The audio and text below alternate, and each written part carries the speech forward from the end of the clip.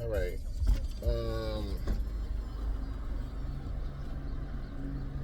A few days ago, I recorded this really great interview with one of my friends, Lorna, and for the maybe honestly probably the second or third time in a row, the microphone that I've been using has let me down. First time I had to be replaced. Um, then it was like distorted. This one is still a little distorted. You'll hear it. Um, but the microphone just completely died towards the end of the interview, so I cut that part out because there's nothing to hear. And it was during I think the last two questions, which were really good. We recorded over a weekend, and of course we turn up as we record, so I can't really tell you exactly what we said. But that's the point of this whole thing, is that it's supposed to be genuine and real time.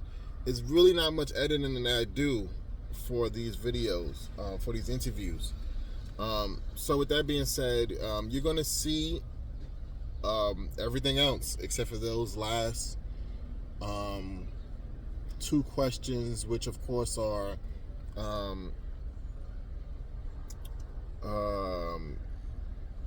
what's the greatest thing that's happened to you in your life so far, and what do you want to be remembered for, which are two really heavy questions that wrap up this whole interview process. So I'm a little bit disappointed that those questions didn't get added on there, but what can you do? But again, I do once again always want to thank everybody for watching and tuning in to this. Anyone who watches and supports this, I really appreciate it. I am currently in the state of Florida, so if anyone just so happens to want to come out, meet up, and record or shoot an interview, I know exactly what I'm going to do next time to make sure that this does not happen ever again. So yeah, if anybody wants to, let me know. We'll do it. But yeah, again, thank you guys. Enjoy what you're about to see. And Sincear here. Sincear out, man. So, yeah, thank you again for watching this episode of My Wild Life with Sincear. Of course, I am Sincear. And I try to be, at least.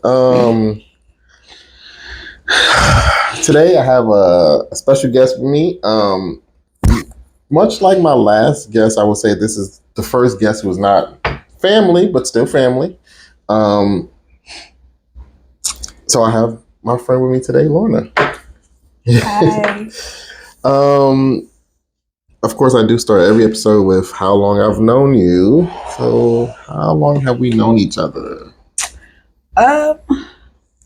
Let's see. This is 24, so 4, 5. Facebook, yeah, about 4 or 5. Did you go to the Miami? The UAL meet in Texas? No. Oh, okay. But Miami.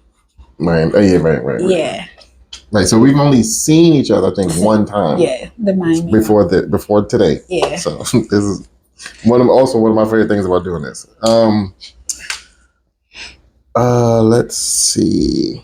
I mean, of course, we talk all the time on like Facebook and things of that nature, but let's see. So again, because I think I'm going to almost always interview Black people, but I'm going to almost always ask this question, even if I just happen to interview a random person who's not Black, because I do want to know, like, we Black, we are Black people. Okay. And most of the things we do, or at least our parents, have meaning. So, of course, I want to know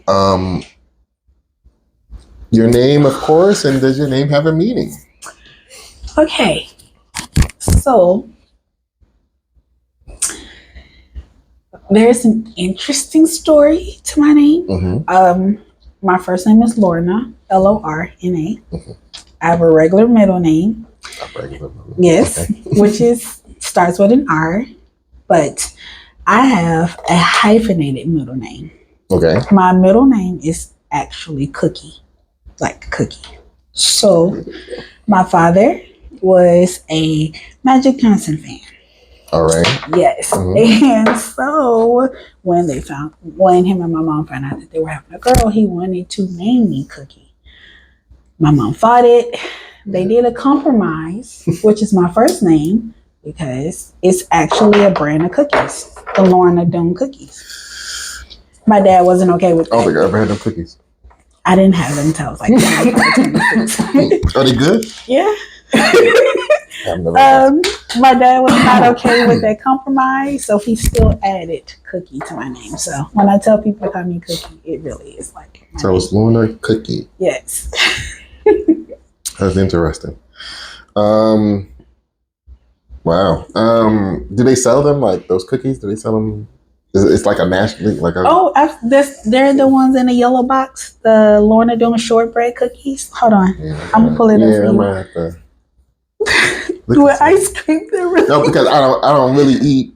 You know, I'm super weird, so I only drink basically randomly or when I'm doing this show. I don't eat a lot of sweets. Okay. So I definitely would not know. That's interesting though. Yeah. The cookie. Yeah.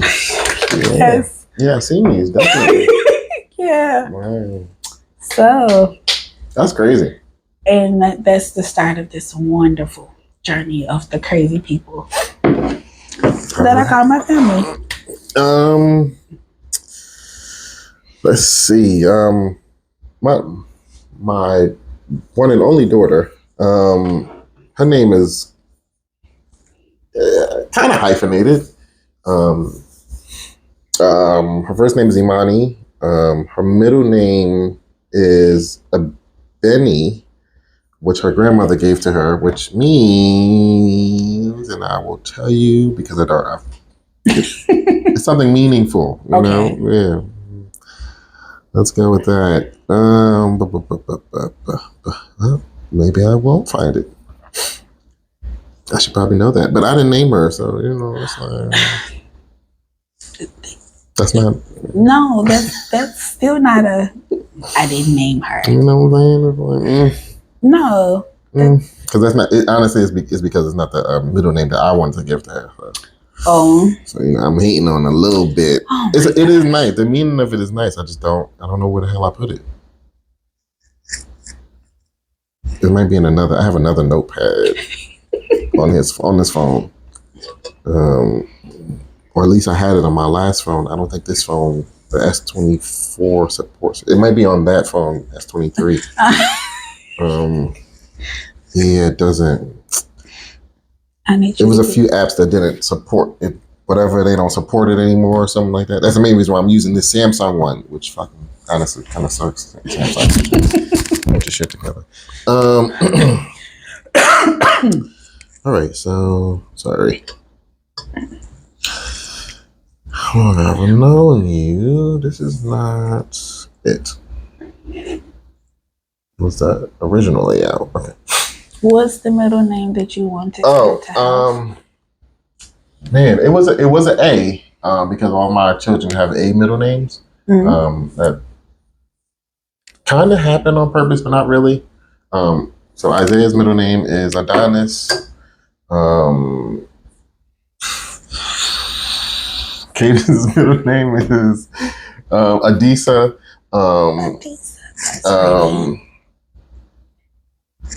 Wow. Imani's middle name is A something. It's a Benny. And then Kendrick's middle name is Amari. There you go. See, I'm a good parent. Yeah. You are spectacular. But I don't know what Benny stands for. I forgot. Okay. But her middle name is her full name is Imani Abeni Kalima, which is her mother's name, Smith. So, that's nice. Because we were, you know, doing the birth certificates, and she was like, "Man, her first name starts with a K, mine starts with I, so our kids, we did like this IK thing."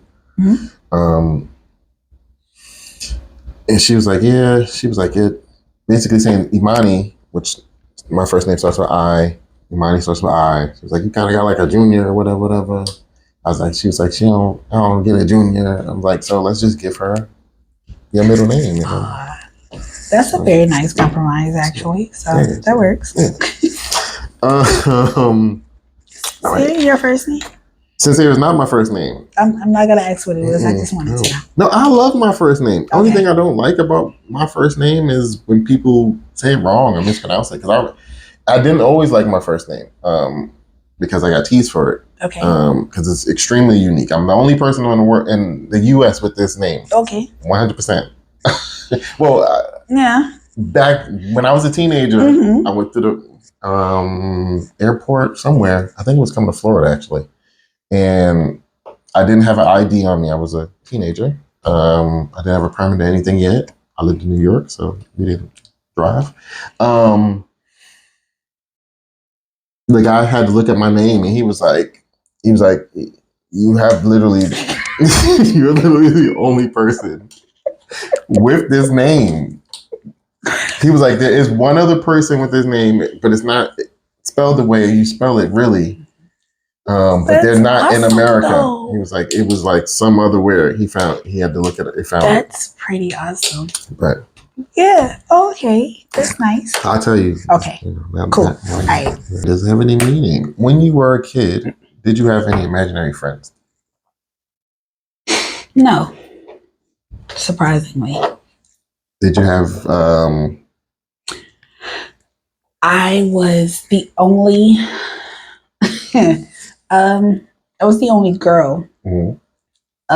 So my grandma had 6, it was 5, and my uncles had boys. So like, because I was the only girl, I kind of wanted to hang out with the boys.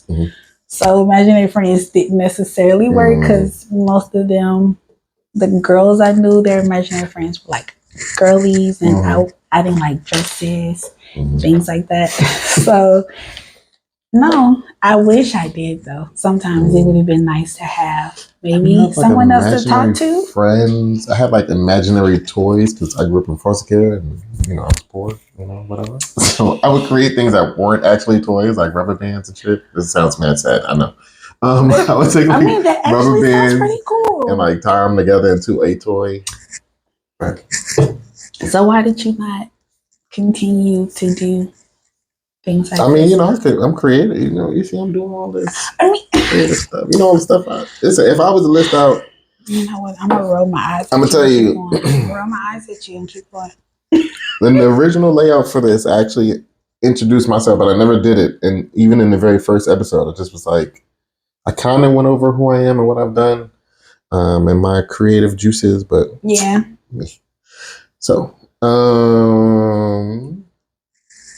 did you have a favorite toy? Yes, I did. It was a light bright. A light bright? Oh, I'm 40. Right. So okay, I'm 45. We in the same age bracket. The peg, the colorful peg where you can make pictures. Okay, hold on. Poor, telling you. No. Stop it. I'm telling you, we was poor, man. Stop it. Please stop it. I'm so serious. Even before I was in foster care, man. And it's funny, my grandmother owned a brownstone, which is unreal in Manhattan. And it may be honestly the reason why she ended up losing it. Because they raised the fucking mortgage on her. But after that, man, it was poverty. Okay. No, I have seen these before. I just didn't know the name of them. Yeah. I don't know. I never really liked the idea of it when I was a kid. See, it was like, I can't. Or maybe I just wasn't. I don't think maybe I wasn't creative enough at that time. Yeah. I can't draw. So there are times where I wanted to be able to say things or for someone to like understand what it was that I saw. Mm-hmm. So for that, it gave me like a way to be able to trace a bit. Mm-hmm. Because even now, Did I you learn can how to trace draw something. from that? Oh no, Okay. because like it's not paper, so you can look at that and do it, but try to copy that to paper. It was horrible. So I was like, all right, well, at least I know that doesn't work. The light breaks. Right. Okay. Old ass. Oh my god. What's your earliest memory? Earliest childhood memory? My earliest childhood memory is my uncle and my uncle taking me to taking me to McDonald's to get one of the little ice cream cones. Mm-hmm. He used to sneak to McDonald's when he shouldn't. So since he would take me with him, I would get an ice cream cone. Mm-hmm. So that's the earliest that I remember. Okay. And surprisingly, I haven't had McDonald's in 20 years. I made a horrible decision to get a McFlurry the other day because it's like the grainy apple one. Oh my God. I was like, this is why I haven't done it in 20 years and I am never going back. I try to take breaks from McDonald's and then I'll eat some. So when I do take a break and then I come back to eat it, that first time that you eat it again, your stomach be like, what is I thought we got rid of this. Like, your stomach is not with it. Whatever they really put in that McDonald's it's not. Yeah. So I was like, 20. We're just going to add 20 more years to this. And I am not doing this again because it was. I still do eat it, but I definitely should stop. Because it's not. Your stomach doesn't agree with it. Like, all of my friends make fun of me because I can eat Taco Bell and not get sick. Like, it's never, it's never giving me the bathroom jokes. Yeah, no, I don't think I ever. But I had to fly to the bathroom for like. McDonald's has always made me sick, except for the ice cream. It's always made me sick.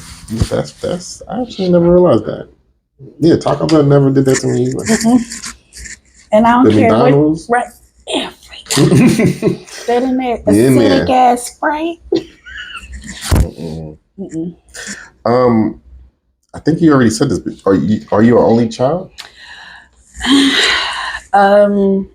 No. I have a younger sister, but she's 23 years younger than me. So I kind of grew up as my older brothers. Grew up as an only child. Yeah. My older brothers aren't really my brothers. They're my cousins, but my mom raised them. So she raised us as brother and sister. So I didn't know they were my cousins until later.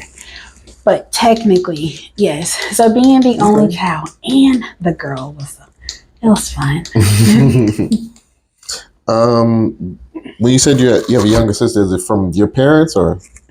It's from my mom. My dad passed before I graduated from high school. Oh wow, sorry to hear that. It's okay. But that was my old man. He was the one who taught me how to smoke. My mom. Okay.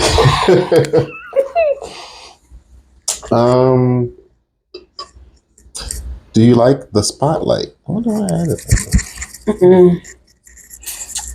I am such a blend into the scenes person, which is weird because people like to talk to me. So it kind of makes me a in the room person. But if you leave me alone, I'm gonna find me a corner. And just I'm finna people watch and I'm finna laugh and that's just gonna be it. All right.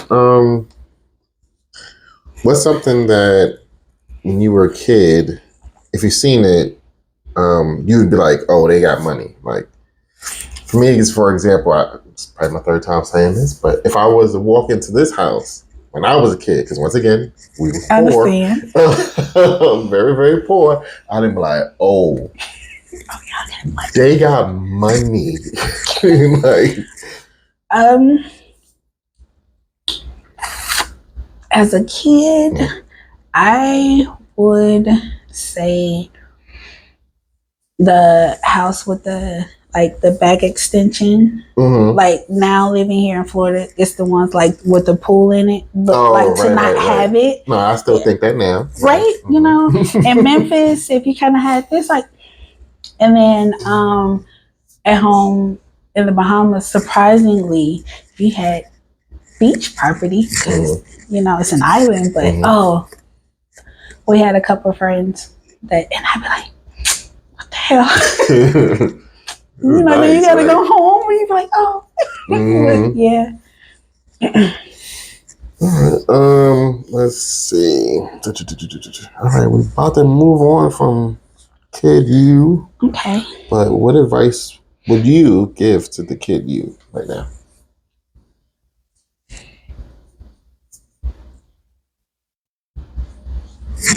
Me and her, I would tell her. And this is any time before, from birth up until 12, basically. Okay. I would tell her that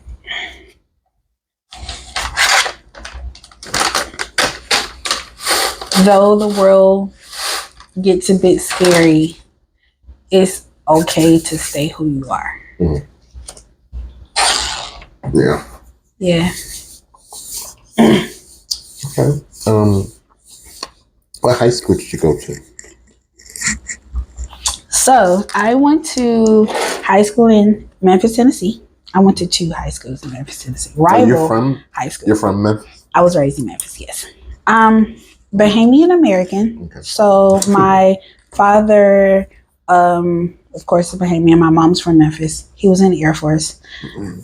They met in Mississippi somewhere. Okay. But I was raised in Memphis because my mom didn't want to do school in Germany. So I went to 2 rival high schools. 9th and 10th, I dated with my cousin, which was great and such a horrible thing to do. And then 11th and 12th grade, I dated at back then it was considered an optional school, so you had to either be on the wait list for it or like speak a different language, things like that. So that was high school was interesting. We are never gonna have a class reunion. Why you say that? Because my class just won't. They the N-words. They just won't do right. So the class after us is actually having their class reunion now. So you gonna go to that one? I thought about it. But it was this weekend and I was like, no, I'm going to see my bro, so it's fine. But yeah, high school was actually pretty fun for me because I was a nerd and I got to enjoy being a nerd. So I did ROTC. I was in the debate club. I did the TV broadcast because I was forced to do it. Yeah. High school was alright for me. I went to a performing arts school, so I did a lot of art stuff. So music, I did like music, and I did like video production. We even shot like a music video one time, which was hilarious. Like I said, in the last one is this kid named Donovan. I know he still has, if he still has a VCR. He has this VCH or VCR, whatever it's called, VCHS of us fucking rapping to one of these Dipset songs. And back then I was very small. I got this weird growth spurt when I was in the 10th grade, the summer of 10th grade going to 11th grade. But anytime before that, I was maybe like 5'5", I swear. And then I don't know where it just shot up, probably to the height I am now. I've been here since the 6th grade. Yeah, that summer. But yeah, I was mad small. I had braids. We were rapping some Dipset songs. We had a ball. Did you not like that lifestyle, the aspect for it to be a consideration for you? as a What? creative, like music and? Oh no, Yes, I know, Mr. Kendrick. You should have, but I'm just saying. no. I love music. Like I really love music. People don't understand this about me. Like when you see me argue with people over like the Kendrick Lamar and Drake beef, like online, it's not just because I'm picking a side, which I'm not, which is actually really, really stupid. Because if you were to go to my Facebook page and search Drake, you would find a lot of Drake songs, a lot of Drake lyrics, a lot of Drake this and that. So I like Drake a lot. I have not listened to Drake like that in a long time. That last album he did with 21 Savage was good, but mostly because of 21 Savage. I was about to ask that. Okay. And yeah, no. So the idea that I hate Drake on bias about it is fucking ridiculous. I actually really hate when people keep saying that to me, honestly. But I love music. Like I love music. I get that from my father because of his love for music. And I do have hope it's something I do pass down to my children as well. But I love music. I love listening to it. I love understanding it. Yeah, me and music have a super deep connection that's like unreal. Question. Do you think 21 is a great standalone artist, or do you think when he gets with certain artists, he tends to be, it tends to get a little better? Like, that's a good question. Let me think about that. Let me see something. Because I'm not a super like average big rap fan, but I listen here and there, and then there's times where I hear 21 and I'm like, okay, and then I hear him with certain people and I be like, oh, like, okay. So as someone who likes music, how about that? I'm looking because I do have a few 21 Savage songs saved on my phone, but when you think about it, all the ones that I like with him are with someone else. You only have like one song that bank account joint with just him. But I do think he's a good artist. I've never listened to a full one of his albums. I'm not sure if I actually would enjoy it. Okay. I don't like wasting my time.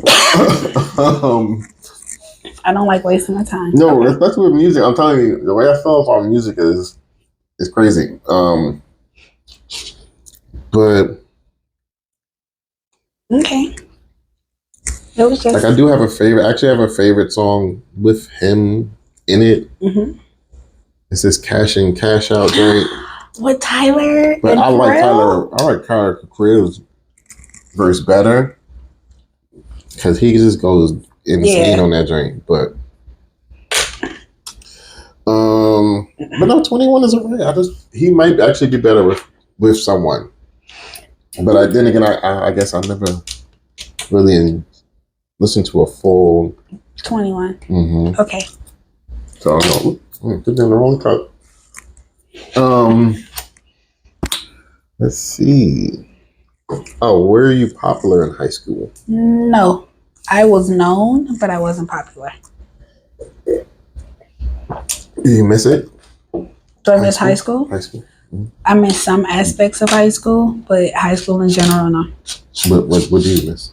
The aspects of high school I miss are the aspects that kind of made me who I am. So, I got to be really independent more so in high school. I was kind of independent anyway.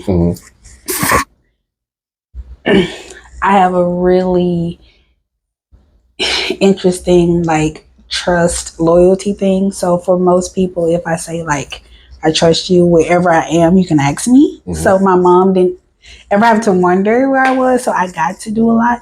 So I enjoyed that part of high school. I got to do a lot of things other friends didn't really get to do, like ice skating and things like that. So those little bits of innocence I wish I could kind of go back to. But that's about it. Other than that, they can hold on to all that shit. I don't. I don't miss high. The only thing I miss about high school is maybe the friends that I made. So I think I actually made some really good friends in high school. This is one kid that I knew. His name was Reginald, and he was a really funny, nerdy kid.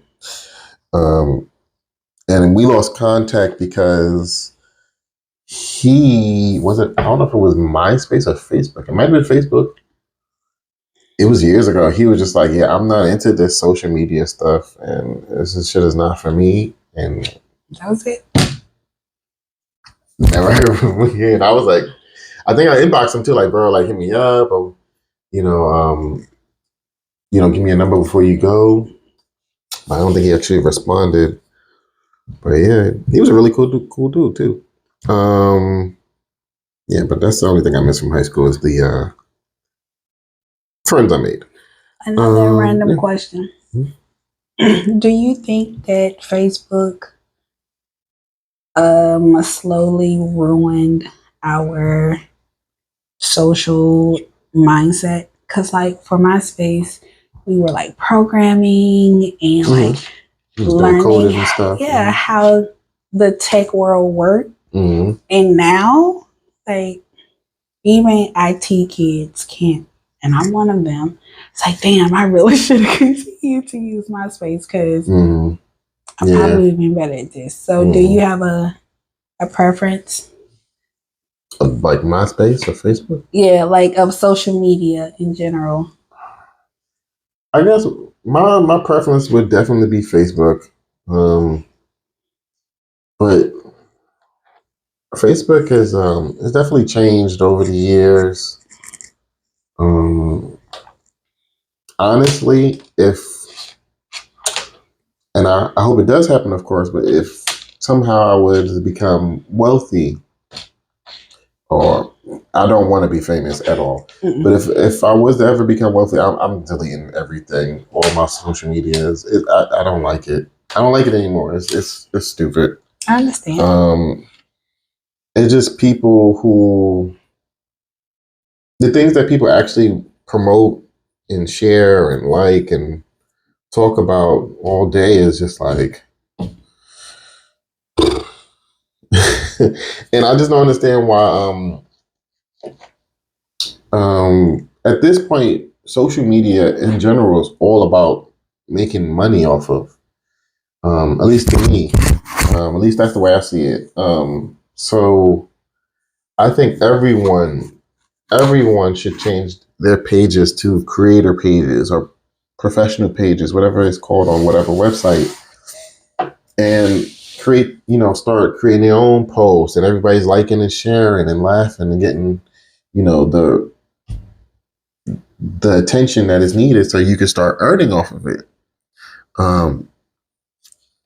Because a lot of us, we kind of funny, we funny, we share each other, we laugh at each other's posts all day long and haha and hee hees, but it's like somebody who I don't even know posts arrived to me with 85,000 likes and shares. Right? Well, I only got 2, but I got 5,000 people on my page. Yeah. So, which is why I did have like 2,000 people on my page, and I ended up deleting so many people. I'm down to like 600, which I shouldn't have done that. I should have first turned my page into a creator page and then maybe deleted some people. Because when you turn your page into a creator page, all your friends instantly become followers. So if you already maxed out at like 5,000 friends, you instantly will have 5,000 followers if you change your page into a creator page. I didn't know that at first. But yeah, it's money to be made on Facebook. People just don't know it or ain't listening to it. I'll be trying to tell people, but they ain't be listening. So, Okay. But my preference is Facebook. I post my kids on Instagram, but my Instagram page is private. for any. And then when I share it to Facebook, it's usually friends only. Yeah. Yeah, I like Facebook. I do think that MySpace was better because we were learning how to code, and I was an IT kid as well. I definitely should have kept up with all my IT stuff, but I didn't. And here we are. Let's see. So next we got, this is one of my favorite ones. So you have two choices. You can tell me the craziest story from, this is still teenage you. You can tell me the craziest story during your teenage years that you got away with, or the craziest story that your parents caught you in.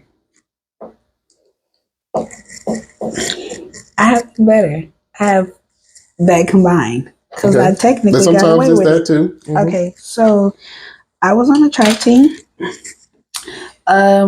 We had our early practice day, but we stayed in track clothing, which is the sports bras or bras and the little shorts. So the girls and the boys decided that we was gonna go to the little hill, by the block. Let's go, run a bit. So we decided to make a challenge out of it. Whoever can make it down the hill and back win $50. And at that time, the $50 was worth it. So it's my turn to do the hill. And my mom hits the corner. And all you hear is, Cookie, your mom's in the corner. And so now it's me trying to run up the hill, fix my clothes, run up, and me and her met at the top of the hill. So I looked at her, she looked at me, and I was like, I don't get in trouble often, so maybe. So it was you earned your money. So if you want to keep it, you can keep it. But you can't go skating this weekend. And I was like, she goes, or you can give me your money. We'll figure out your punishment. And then, we can go from there. Because again, I didn't get in trouble often. So I looked at her and I was like, I earned this money. So I was like, okay, I'll keep my money. I kept my money. I got my lashes. Went on by our business. And then like a day and a half later, my mom was like, I feel really bad. So you can keep your money and you can get to go skating this weekend. And I was like, so, getting naked was worth it. Morning. Are you still friends with those friends you had during your childhood and teenage years? Yeah. Outside of my cousin, just about 4 or 5 of them. We still like 25 years into this. That's good. It doesn't happen often. Absolutely right. All right.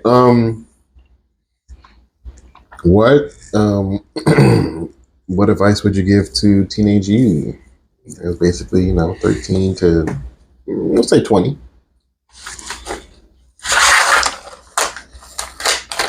13 to 20. I would tell her to go to the Air Force. Go. Don't listen. Don't listen to them. Like, I graduated in 2003. So I graduated in the pinnacle of 9/11-ish.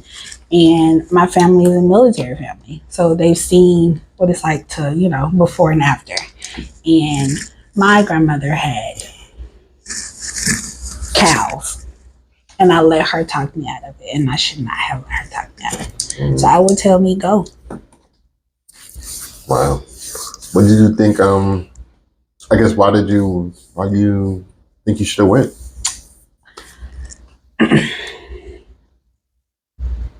I feel like there's not really a lot in life that I do, I guess, regret. But the one thing that I do regret is that was something that was such a passion of mine. not only because of being in a military family, but ROTC, and I did that in high school. I let her talk me out of it. I did it in college where I could still go, and I still let her talk me. It's something that I honestly know I should have done with my life. Mm-hmm. And there's nothing I can kind of do about that. Yeah. So, yeah. Yeah. All right.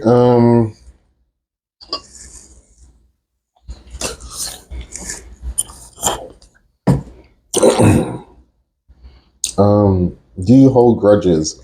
And is there a silly grudge that you just won't let go of? I should. Oh, sweet God, I should. You should hold grudges? Mm-hmm. So you're saying you don't? But I should. Mm-hmm. There is one that I'm kind of holding on to. There is a person who has, in more ways than one, tried my life. And I normally let a lot of things roll off my back. Because, it is what it is. Everybody has their own perception, life, blah. But, if I ever see her again, it's going to take Jesus. And so maybe it's a good thing we might not run into each other, but she's one person that... Is she like a nerd, a blurred? Yes, she is. And, high heavens. Yeah. I have somebody that's like that. Yeah. And it's like, what's funny is that the reason why I feel like that towards him, it's gone. It's in the past. It's over with. But but if I see him, it's going down. I mean, they're gonna have to. They're gonna have to call somebody because, yeah, man. Mm-hmm. It's like the respect level of it. It's like you played way too much. And there were so many instances where you could have just not. Right, yeah. And it was like unnecessary for you to do. And you still chose. kept going to do. Like, so because this is the road that you chose, there are some things that actually, you have to take the consequence for. Right, the consequences if I ever. And this is the funniest part about that too, is that I think social media, again, it's one of the reasons why I want to delete it. It just gave people like the confidence to just do and say and act certain ways. And it's like, that's the main reason why I don't argue with people on the internet no more. I'm discussing the Drake and Kendrick thing with people because I'm passionate about music. Yes, but I don't argue with people on the internet no more. I definitely don't argue with racist white people. I've been stopped doing that, but that's one of the number one reasons. And I don't argue with people because I like to fight. I love fighting. I want to make everyone very clear of this. Violence is always... I love to fight. And if you are too far for me to do this with you, then I don't want to continue this conversation. Because at some point, I want to fight. That's it. That is it. You can ask anybody in this world who knows me, they will say he loves to fight. I do. I really do. It's a favorite pastime of mine. I just love it. Why is it here? Because people... Have you done that? Some people need their ass beat. Like, they do. You ain't see the punching bag outside when you pulled up? Right. Some people need their ass beat. Like, not shot, not stabbed. They need an embarrassing ass whipping. And you know what? I might lose. But I'm getting in there. We got to tussle. I'm not saying I'm going to beat every single person. The only person I actually lost a fight to was I had a fight with a grown-ass man, and it was over some girl. He was a grown-ass man. We were teenagers. He was weird. But other than that... He said I love it. Okay. I love it. Violence? Because I don't. I don't really love it. I really don't. But I love the like the discipline of it. Like you deserve his ass whipping. You do. You deserve it. That's why I'm giving it to you because you deserve it. End the story. Sorry, sir. Please. Yeah, no. Please. Listen, that's why I'm giving it to you. You deserve this, so here we are. All right. Yeah. But I will say I'm trying my best to not fight anyone ever again because my last fight didn't go so well. No, I won the fight, but it didn't go so well in my favor legally. So my last one. I can't get into more fights because people call cops. My last one. I'm happy. I expected the police to be called actually, and this was last year. Mm-hmm. Yeah. Mine was grown at it 2020. Was a grown man. Mm-hmm. I sure did. It was during Corona. And that wasn't my fault. I don't fight people just because. Why are you out here fighting people in the pandemic in the first place? It was like kind of. I was actually right before Corona. It was like, it was like right before they shut everything down. He was talking smack, which is not a beatable offense. Honestly, I was fine. I was chilling. Let him talk whatever he said. Then I can talk about this now because it's been a few years. It's already off my record, right? So anyway, so basically he was like, I'm not gonna say who it is though. I can say his name, but I'm not gonna say who it is. But basically he was talking all this shit. He was like, "Oh, little do you know I kill this nigga." You gonna do what? Oh God. You gonna come again? Oh God. Because now I gotta let you know that you can never, now you have too much confidence in your heart to believe that you can kill me. Sincere. So now I gotta beat said confidence out of you. Sincere. No, I don't play those. I don't play those games. All right. If you really believe that, I gotta make sure you never believe that ever again in your life. Okay. All right. Yeah. That's how I feel, man. That's why I argue people online. Especially them blurred dudes. Oh my God, man, he be talking all types of smack. I go to conventions.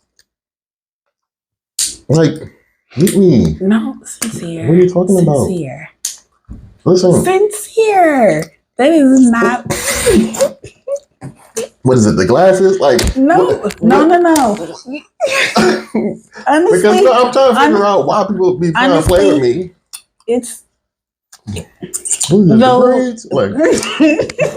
though you might not think so. You have a pretty calm. No, I do. I'm chill. So I'm chill at so that's why 99.9% of the time. That's why most but people don't mistake it. Oh God. Right, because I'm like, turn up. So anyway. Let's see. I got that one. We got that I'm one. going to beat the confidence out of you. Because okay. That's a you got too much confidence in your heart to believe such a thing. If someone tells you that they're going to kill you, they believe that they can until you prove that they can't. Okay. I promise you, if any girl say to you right now, I'm going to kill you, she believes that she is going to do it, or she wants you to believe that she can do it. Neither one is going to happen. We need to erase that from your mind. Intrusive thoughts, sometimes maybe, but nah, I understand. I completely understand. That's not something you can let slide. That's cute, but don't come over here because that's not something. And it could have gotten a lot worse, honestly. those are not fighting words. I like to fight. Yes. But those are not fighting words. You threaten my life. So at this point, I have to. Wait. Because, okay. I mean, I get it. I'm just... It's self-defense if it's me, but that's not the way the police see it. If you first, then I was first. See, okay. I was first. What? You said what? I was still on the side. But it's just words at the moment until they attempt. Words hurt. None, they do. My feelings was hurt. Oh my God, they do. Words hurt. I don't know where people got this idea that they don't. You should be able to just say whatever to somebody and they shouldn't retaliate. Words. They hold so much. They do. That's why the fake eyelash Mallory got the beach blonde, bad built, butch body call, because you gotta watch what you say to people, because you never know what somebody's capable of. That's my whole point about the whole kill thing. You can't tell me you're gonna kill me and not kill me right after. You gotta kill me as you're saying that, because you don't know how I'm going to respond to this action. You got it. Listen, your logic is 100% correct. It's 100% sound. Yeah, you can't be like, oh, I will kill this. You got to do it at this moment. You got to do it at this moment. But I just feel like most people are, drunk. They could be like on alcohol, but he definitely was a narcissistic person. And some people, and he's just one of those like people who has said stuff like that to people his whole life, and no one else has done anything about it. I'm not everybody else. I'm not letting you slide with that. Most people literally just use words to try to get a rise out of someone, and it either works, and then they prove it, or it don't work, and then it just makes them more upset. So clearly they work. No, like I said, I was fine with everything else he said. He was going in, just throwing them word knives out. Okay. So. And then the moment he said, "I'll kill him," it's like, oh, all right. Well, and I didn't want to do. One of the main reasons why I would have to tell you the full story, but yeah, I didn't go up there for that. The same two little dogs that's in the back, they were there with me. I had my little dogs. We was outside to do a specific thing and then go back home.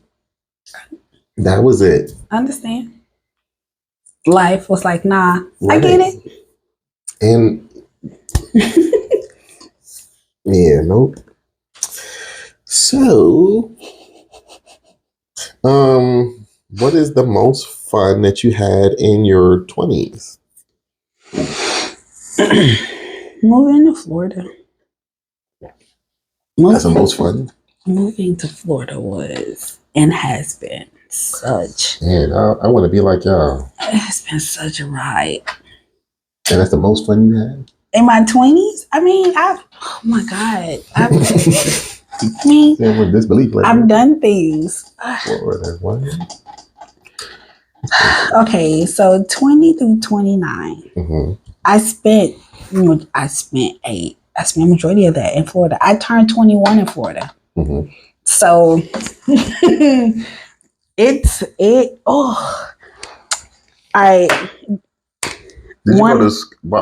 go to school out here? College. Yeah. I guess the most fun was working for a specific company here.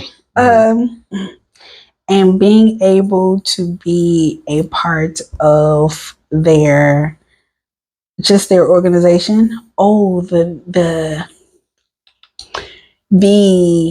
almost being put off property days were great, but it's because of where I work. Certain things I can't. Right.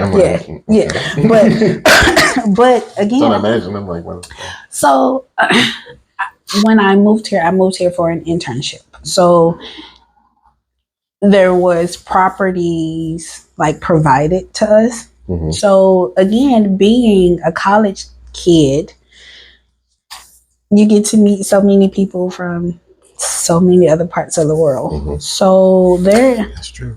was a lot of gang activities. Okay. Right, they could have ended so much worse. Mm-hmm. I got away with I got away with a lot. Um, and it was mainly because of the way that I treat people. Did you choose people? I treat people. Oh, you treat people. It doesn't matter to me whether you are. It's cliche, but like the CEO of a company, or like I literally attempt to treat everybody all the same. Yeah. It's a horrible default because my trust kind of works like that I'm too. about to say because I guess I'm like that. Like, Yeah, I'm stupid. I'm a dummy. Yeah, I am stupid, a dummy. Oh my god. So yeah, but that's just who I am. So, yeah. so, so yeah, there were parties that should not have. That should not have happened. we snuck people in the trunk. This was in college then. Right. Okay. So yeah, I know those stories. Yeah. We snuck people in the trunk to be able to get into the housing because they shouldn't have been there. A couple of our friends got terminated, and we had to come up with quick money to get them home. So yeah, my 20s being here, my 20s were that's good. interesting. My college years was like that from 17 to like 19. I went to college when I was 17 because my birthday was late in the year. But I only went to college for like 2 years because I'm, once again, special. So I went to college in Pennsylvania. Why? Okay. Keep people. Keep going. No. It's okay. No. But you know what? I loved it. I went to Cheney University. It's the first HBCU. And man, that was a fucking time. Just like we had people who weren't supposed to be in certain dorms. So if we wasn't sneaking, they used to climb up the windows and shit. We used to call it, the dorm was Harriet Tubman. We used to call it Club Tub because that was the girls' dorm. And we lived in Yarnell. We used to call it Yarneasy,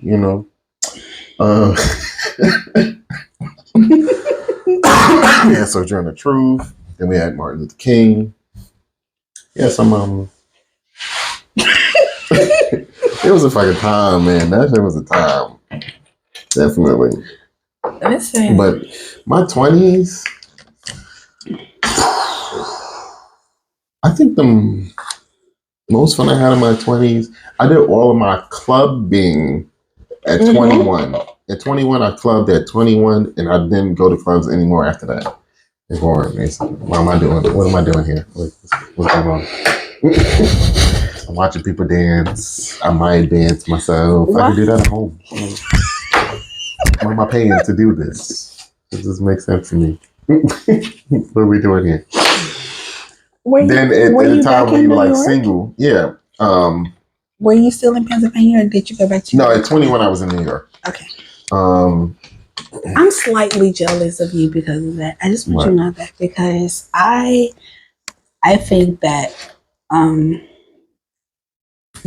there's a certain aspect of, like, I guess, people from New York that are really interesting to me. I mean, we all had. It's absolutely not. We all had. Like, what you mean? Like, absolutely not. But I guess being Southern, You know, New Y'all York are is so.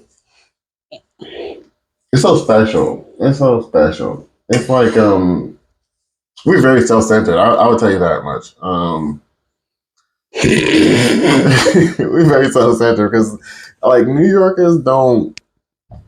There's New Yorkers who've never left New York, like, and don't plan to ever leave New York. Like people But vacation in New York. there's That's from New everywhere York. though. But look how big And that's sometimes we come to Florida to vacation, but I mean that's kind of how it is here. Like Maryland or some shit. we vacation in Florida because it's Well, that's such a because big Florida state. is a vacation state anyway. So is New York. It's really not. It's nothing to vac. I mean, if you go upstate, maybe to some cold. I don't know why you want to do that, but ain't nowhere to vacation in New York. I don't know why people, but some people don't. Some people really don't leave New York. And it's no. And honestly, I'm being real with you. And I would say it's really no reason to leave New York. Everything is there, except for the fact that it's like tiny ass spaces. Other than that, unless you get a house somehow. Right, because good luck. That just costs money. I couldn't do the on the go lifestyle. Damn, it's so funny coming from like New York to here. It's a huge culture shock. I mean, it's extremely huge. Like absolutely, the slowdown is insane. Like it's super. That's why you are supposed to graduate. Boring here. Also, look where you live, sir. Okay. I'm just. I don't know that, but I know, but I'm just saying. I was my wife like a puppy. That's it. That was it. Like, I want to be followed like a fucking puppy. Don't do that. What you mean? I am. Oh yeah, don't do that. But no, I'm just saying like there's cities or there's parts of Florida that are. Nah, yeah, I know. Yes. I don't know. We don't know. We both from New York. So. I mean, she can ask her mother. Her mother lived here for a bunch of years now. I mean, you could go south. It's a little closer for you to be able to. I mean, it's a nice little beach, like right over here. We went to some restaurant over here and realized there's a beach literally right there. So, but it's nice. It's nice. Let's see. All right, so since you are 40, what's the most fun you had in your 30s?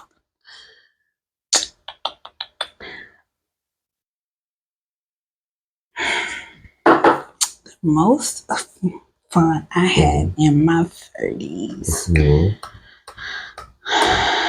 I traveled a lot in my 30s, so I would say that was the most fun that I had. I went. So yeah, I attribute my 30s to seeing a lot of places and things that I didn't think that I would get a chance to see. So that's been cool. Okay.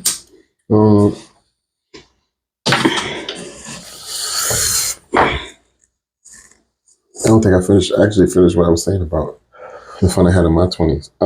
I said I partied when I was 21. In my 20s, I actually spent a lot of my earlier 20s in that 21 age in Philly again. Because I still had those friends that I made in college.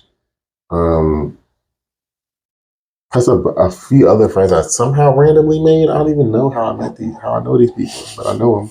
And they're good I've known them from years. I know these people, some of them longer than my oldest, who was 8, was born.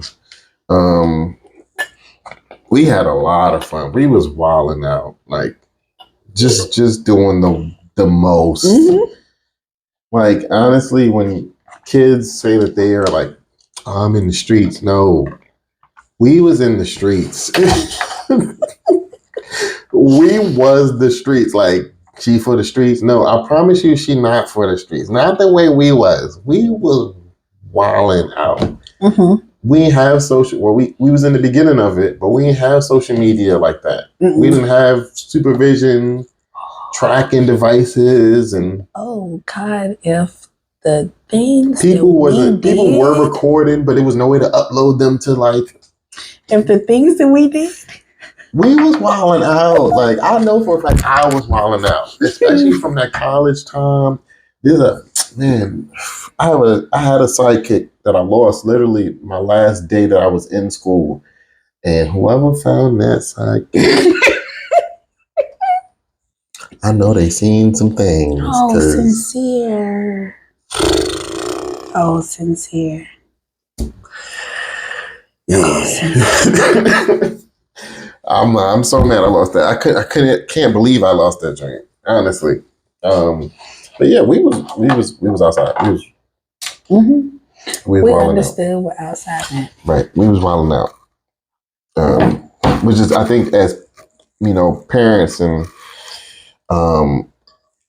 especially millennial parents, I think that's the main reason why we're so like hands on with our children and like trying to watch their every move and because we know what the hell we was doing. True. Our parents don't know what we was doing. True. We know what we was doing. Okay. That's why we don't want our kids to do it. But at the same time, if they don't, you know how the possibility of that being worse is magnified. This is why one of my friends, she was telling me about a very personal situation with her kid, and I was trying to tell her basically, just talk to them and make sure you have their trust so they come to you with these things, because they can very well just tell you nothing, and then that could be very dangerous. Yep. At least you know what they're doing and things of that nature. Which of course, my children, my oldest is only 8.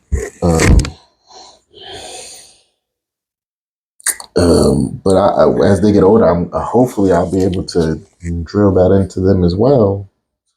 Like come to your boy because it's wild out there, man. That makes it a little scary. I would like to. I would like to have. I want to say one. Mm-hmm. My genes is not gonna let one happen, but I like to say one. But the way that I would cause a rapture, I would cause the rapture. I mean, I do it over my like my cousin's kids. Oh my God, yes. Like I do it over my best friend's daughter. Mm-hmm. If you ever want somebody to come to your school and act a fool, please call me. Because I will show up and act a fool. Because kids can be so... Yeah. And from the experience of being one of the quiet, nerdier kids, please don't call auntie. Right, yeah. I think that's honestly, once again, bring it back to my liking to fight thing. Half of the reason why. Yeah. Because, like you said, when I was in school, I was chill. I wasn't, excuse me. I wasn't, I had a lot of different friends. I always had a lot of different friends, whether it was high school or college. I hung out with like each group, like hung out with the athletes, the nerds, and science, whatever.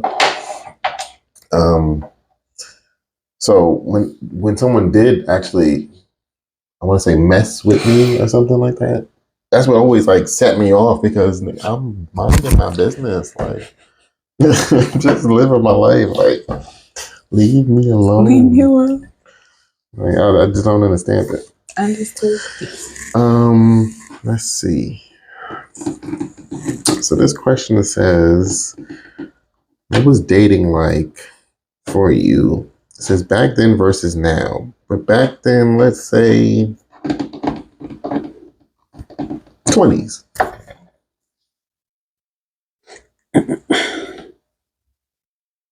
Versus now.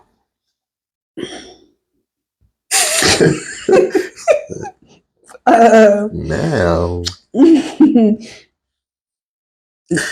Dating in my 20s.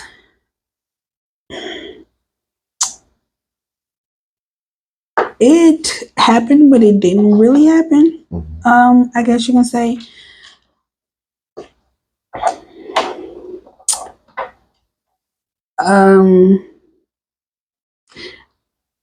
But dating now, I have. Wait, so what you mean it didn't really? You didn't date in your 20s? Like you? I did, but you was in the streets. You was in the streets. Right. No, you was in the streets. Okay.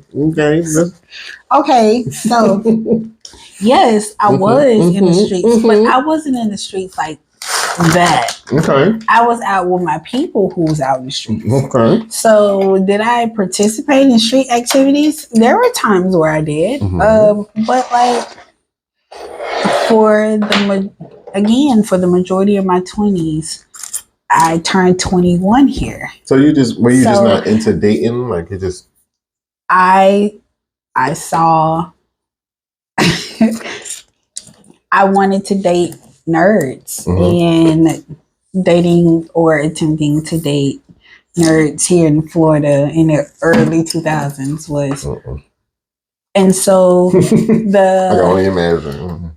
So the ones that I did, they were either a part of the program that I was in. So once you have done your program, you can choose to go home or stay. So they weren't either long or they were probably with people who claimed to be nerds, but they weren't. Yeah. So I didn't really like date. Now it's a more of an understanding for myself. So it's become more intentional. It's some shit that even in my 30s, it's some shit that I'm not absolutely gonna deal with now. That I let let's clean skid through. That I'm like, there is no way I'm going to let you play me like that at all. So I will say dating now for me is more so of it's not just the vibes is nice, because you can almost create that in any when things are new, for the most part, it's all it's always those new ones is really ones that get you. They are sparks is flying and shit. So but it's easy for me to get out of that, to be like, all right, yes, we can do that, that's cool, but what else can we actually do outside of this? So so we will see what the 40s bring. Okay. Hopefully it bring the right. They came in like a whirlwind, and it has been a fun 2 weeks. That's since you turned 40? Okay. Listen, they start ringing the bell or something. 40 has been fun. What are your friendships like now? And who would you say are your best friends? My friendships from my 20s to now.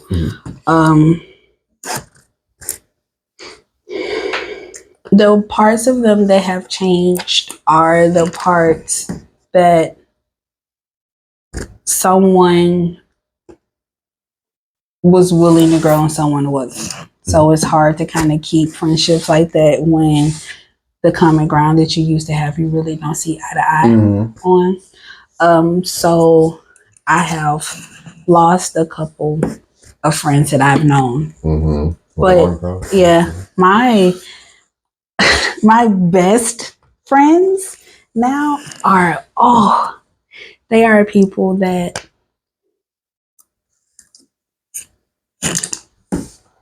I don't I don't trust myself with me as easily as I trust other people. So my best friends are people that I can trust with those parts of me that I really don't know what to do with. Right. So I have 3 at home. The 3 that I'm always with, which is Mel, Pat, and Rob. Well, Orlando. Okay. I've lived here. Yeah, no. Like, but like there's a 3 here in Florida. And then my absolute, without a shadow of a doubt, is my cousin. Like, the boy cousins that you grew up with? My girl cousin. Okay. I have a girl cousin. Her name is Hunter. And like, you talking about somebody that you can trust your existence with. I can trust my entire existence with my cousin. So, and then I have a really good friend named Jessica from Memphis. We've been friends for 25. I have a really good friend named TJ. That's one of my pull-ups. It says TJ. TJ. That's one of my pull-ups. I got into a car accident, and when I tell you somebody who never left my side. When did you get in a car accident? I got into a car accident in 2022. Was it like a really bad one? 20 went up to Tennessee. 2022? Yeah, like this happened because I just got. Yeah, I've had my car now for 2 years. Yeah. So I went up to Tennessee. We were driving headed to the destination, and an 18-wheeler got over in their lane, and they weren't supposed to be in the left lane. And because she wasn't supposed to be there, I was in her blind spot. So she hit my car and ran the car off the road. Car flipped, airbags, all that. That's crazy. And the this might sound truck really driver wild, people didn't. I always wanted to be in a situation like that. I just want to know what it's like. I was talking to Malik other day, and I was telling him, like, curiosity killed the cat. That's like literally my life. Like, I'm just so curious about this. Kind of why I'm doing this. I'm so curious about everything. I want to experience everything except for dying. That's the only thing I don't want to experience. I want to. I even want to kind of experience being put to sleep because I don't believe they can put me to sleep. I think it's stupid. Once again, like, it's like, I got here, like. You mean for like anesthesia or something? Yeah, I've never. You've never broken. Let me tell you, I do have a tooth that I had to get removed, and when they was telling me about it, they was like, "Yeah, we can do the anesthesia and put you under for it." And I lit up like, "You could do what?" Like, I was so excited, and of course I called my wife like, "Yeah, so our insurance gonna cover that?" She was like, "No." I'm like, just numb it and fucking. Oh. Trying to get put to sleep. I've been put to sleep once. I'm telling you, I want to. It's still, I'm sorry to hear that you got into a car accident. Yeah. Of course, The but no, survivors. I really want to experience all of that weird shit just to see. Like, of course, I want to live through it all, but I want to see what it's like. Like, I don't know if it's because I'm having like a midlife crisis and I feel like my life is not fulfilling at the moment or some shit. But at the same time, no, That's interesting. I want to experience, but I've always wanted to experience weird shit like that because I'm weird. I've been put under once. I was hit by a car in the third grade, and so of course they have to. So he was hit by a car in the third grade. Yep. What's up with you and these cars? What's going on? They just, they probably are things that I should say. Wait, You drove it yourself? I'm just asking. First off, I'm just making sure yes, you're good. I did. I'm just making sure you're good. Neither one of those was my fault. I know. I know. You know what? I'm going home. I see my sister get hit by a car. I experienced that. Yo, That was wild. I remember crossing the street, and then I remember like waking up on the concrete. So though it might have been like a split second to everyone else, it felt like a long time for me. And then when I woke up, like my thigh was like bigger than everything else, but the shock of it, I didn't. You mean it was bigger than, like, was it bleeding or cut? No, so my hip bone, my thigh bone, my pelvis bone, so the ligaments. What's going on with you? I have this scar for it. I have this scar for it. What's going on in your life? But like because it was all broken, like my legs are huge. Yo, so yeah, that was the only time I can say I think I've been under, but No, I actually had according to my sister. And I say this because my sister is a pathological liar, so I don't know if what she says is 100% true. But it makes sense. Okay. The way I felt, once again, my family had a brownstone when we were growing up. From when I was born until I was 9 years old.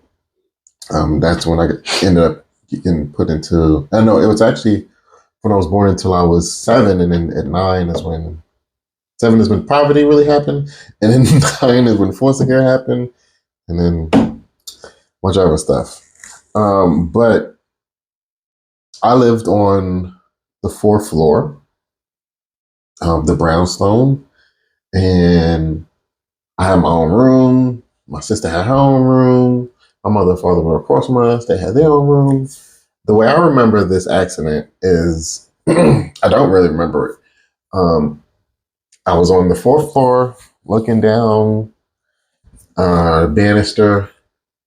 The next thing I remember is waking up, or just kind of like seeing like a little speck of blood on the wall. And then every time I used to walk past it when I was a kid, I used to like kind of touch it. And I would have like this little kind of like flashback of just that, looking down, blood on the wall. That's it. What my sister says is that I fell from the 4th to the 2nd, which is where I do remember the thing. She said I fell from the 4th to the 2nd floor because we had this like staircase that went like this. So if you look through it, he was going down.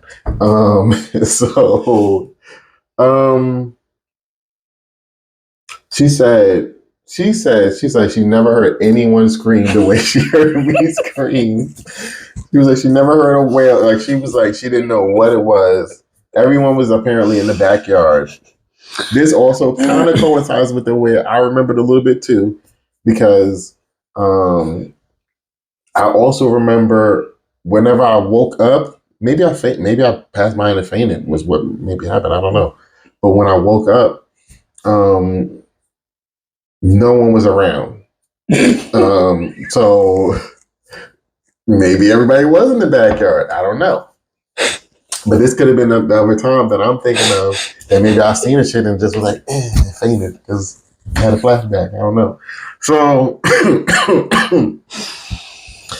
So yeah, she said they took me to the hospital and this, that, and the third, and but I don't remember. I don't remember any hospital.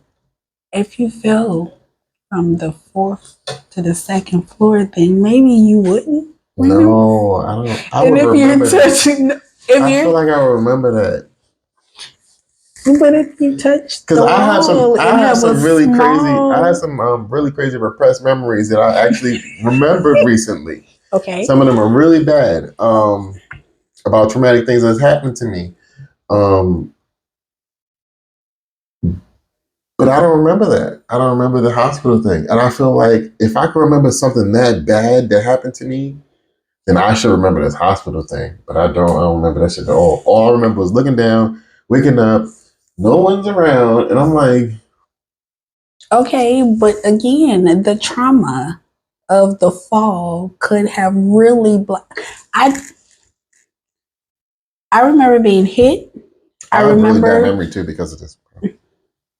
I That's re- another thing a lot of people don't know. I actually have really bad memory. Yeah. I can like literally get up and walk to the laundry room and forget why I walked over there. trauma does that.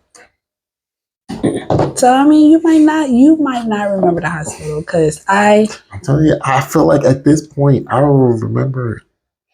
So okay, if you did, But maybe I did fall. Maybe I Okay. did fall, and they did take me to the hospital. Maybe I just don't remember it. So because if Because if I you did remember fall, getting, someone did take me definitely to the hospital, right?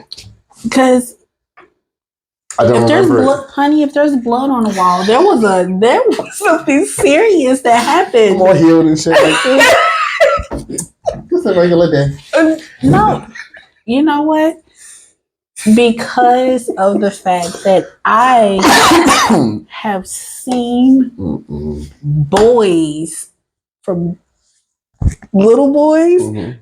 I can understand that because y'all death rate should be so much sooner. We did than a what lot it of is. stupid shit. Once again, we was in the streets. No, just I don't know in if general. I think in the last one we shot, this might have got cut out because me and my wife's sister Azure was recording and the thing cut off and I didn't know it. So we did a whole bunch of it, and like I said, it was turned around. I usually have it turned around. So we did a whole bunch of it, but the part that got cut out is that when I was a teenager, we used to play on the train tracks in New York, and when I tell you we didn't, of course, my silly ass, I didn't, once again, curious about everything because I'm curious to kill the cat, right? So I'm in there touching all the rails.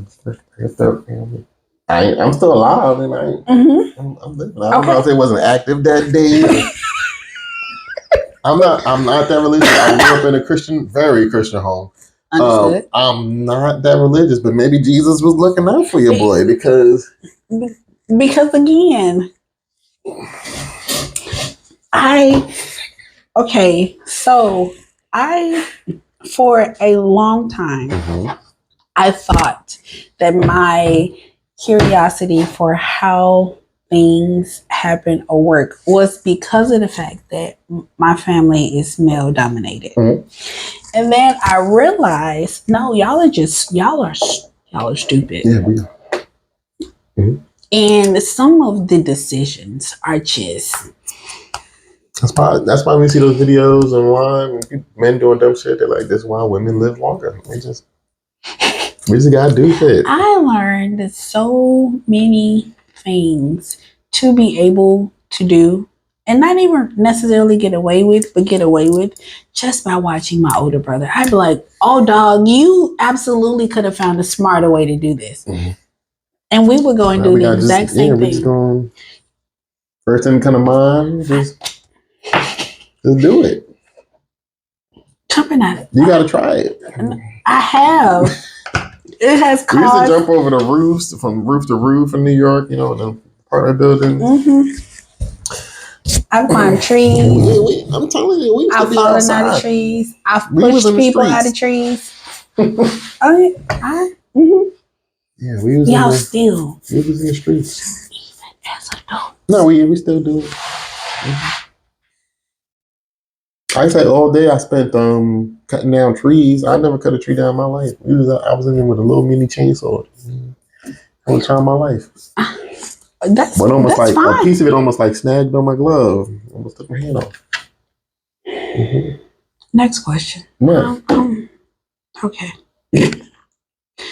Cause if I'd have got we didn't have to cancel. Yeah, no, if I'd have got a text message. I was thinking about that too. As soon as it happened, I was like, damn, I would have had to cancel this fucking thing today. I'd have been like, had to send you a picture. Like,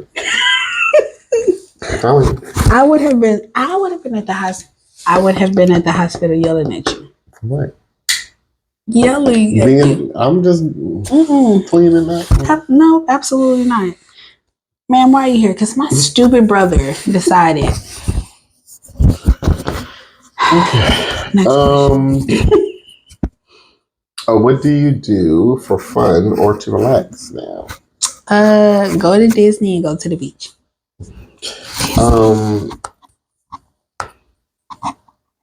You go to Disney to have fun and relax. Mm-hmm. You go to Disney a lot. I do. Why do you go to Disney so much? First off, I have an annual pass, so there's that. I mean, I already spent money for it, so I might as well go, right? And then, one of the parks, Epcot, they have festivals year round, and so the theme of the festival changes, the food, the drinks, all of that. So we mainly go. You don't get tired of going to Disney all the time. You see the same thing. Like I'm just. Okay, so again, it's not necessarily for the rides. Mm-hmm. Majority of the time when we go, it's literally to. Is it annual pass? You can just walk in. You don't got to pay nothing. Well, you pay when you get in, but. Well, you pay for the pass, but yeah. Okay. They depending on the pass you have, you have blackout dates and things like that. But we don't go on the weekends anyway, because who wants that? That is a hell that no one should want to do. And then we spend majority of our time at Epcot eating and drinking, because that's what it's for. So yeah, Disney is fun. All right, just going to Disney. Mm-hmm. It's a different experience as an adult. I bet. As an adult. I've never even been to Disney as a kid. So I've never been to Disney. Okay, so I think one family vacation with my mother, my foster mother, who I call my mother. I think, man, what year was that? 2019, maybe? Yeah, 2019. We came here, Orlando.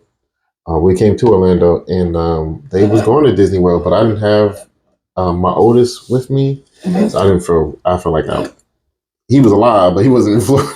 Yeah, he was with his mother, so I was like, I'm not going to go to Disney without him. So, and it would have been my first time. Now I'm pretty sure his mother has taken them to Disney. Yeah, maybe. But his mother actually does take him a lot of places. His siblings, a few places. Nice. But no, I wanted to go with him, or I wanted to go with my own children. Yeah. It's again. I mean, I'm not knocking it. It's a different experience to do it as an adult than it. Like to just kind of go and do as you want, than it is to attempt to do it with kids. And I say that because I despise Magic Kingdom. Yeah, I've never been to any amusement park as an adult. The last time I've been to probably one was probably still like in the 20s or something like that. And I went as like a family vacation where like my mother was still paying for everything that we were doing. So I never went as like an adult. I mean, we were grown, definitely, but understood. Yeah. I want to go to Coney Island. I just want to go to say that I went. So that's on my list this summer. I'm not gonna say it's not good. I'm gonna go to Coney Island. I think that because you've never been there, you will have fun. Okay. Definitely. I do think because you've never been there, you will have some fun. But don't get your hopes up. It's no Orlando. It's not Disney. Oh, I know. It's okay. I went to Disneyland 2 weeks ago, and I still choose Disney World over Disneyland. It was made in like 1920. They got wooden rides. I know. That's what I want to do. I want to do the wooden rides. Bumping up and down on the rides. Your back hurt. I also want to go to, is it Six Flags? The one in Six Flags. It's in Philly? Jersey? Jersey. I think it's Jersey. Yeah. Mm-hmm. Six Flags. Yeah, I've been to Six Flags, of course. It's like, that's like the city. New York City is like #1 vacation amusement park. Everybody go to Six Flags. Like King's Dominion, whatever it's called, Wild Water, whatever playground. Let's see. What's the most important thing you learned from your parents? You could say like you learned this from your dad and this from your mother, or you could, say them together.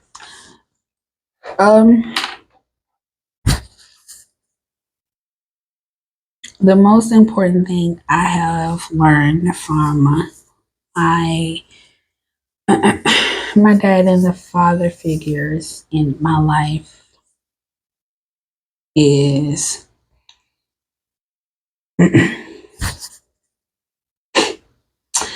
that regardless of how crappy life is, there's always going to be someone that makes it worse. That makes it worse? Yes.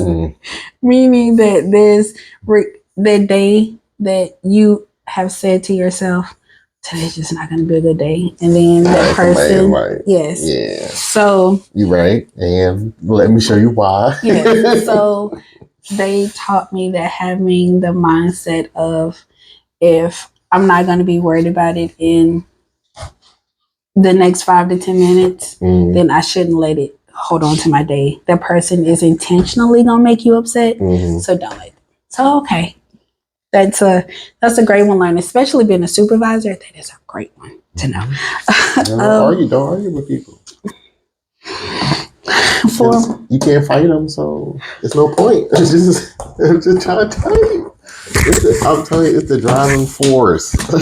You can't fight them, so it's no point.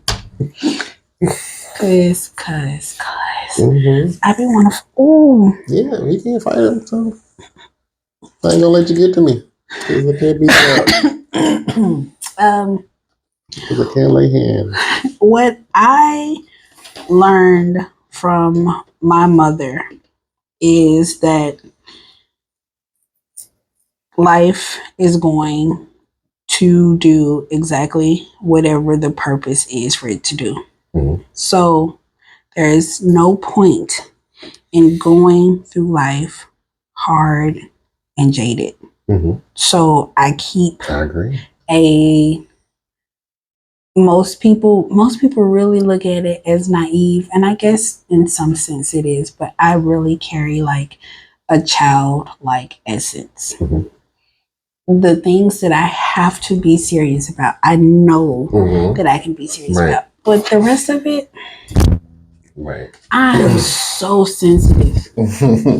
I am sensitive. So having that aspect to myself actually helps me get through, because of the fact that I'm a thug, but I'm sensitive. I will fight you. I will cry, but I'm gonna fight you. You know. So yeah.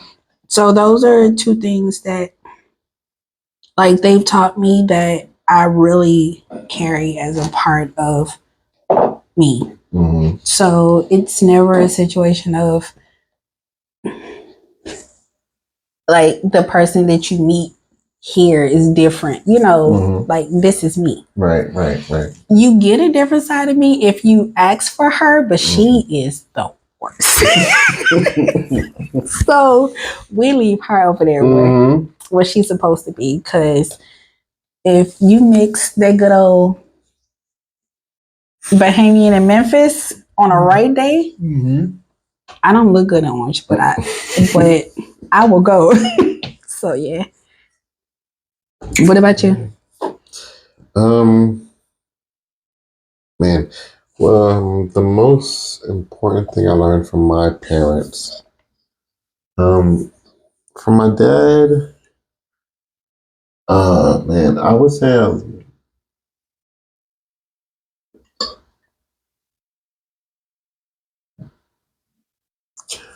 I would first say his love for music. Um, I learned to listen um, to how things sound, whether it's words or music or people. Um, so I would say I learned that from him. I learned how to listen um, to people. Um, from my mother, man,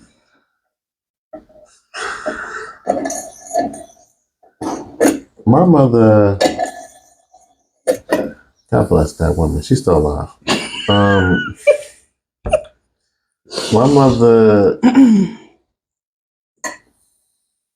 my mother is my mother was born blind. Um,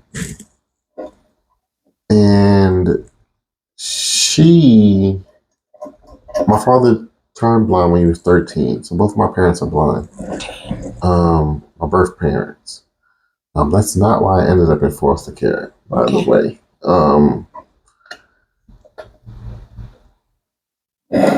But they're two different people. My dad was very independent.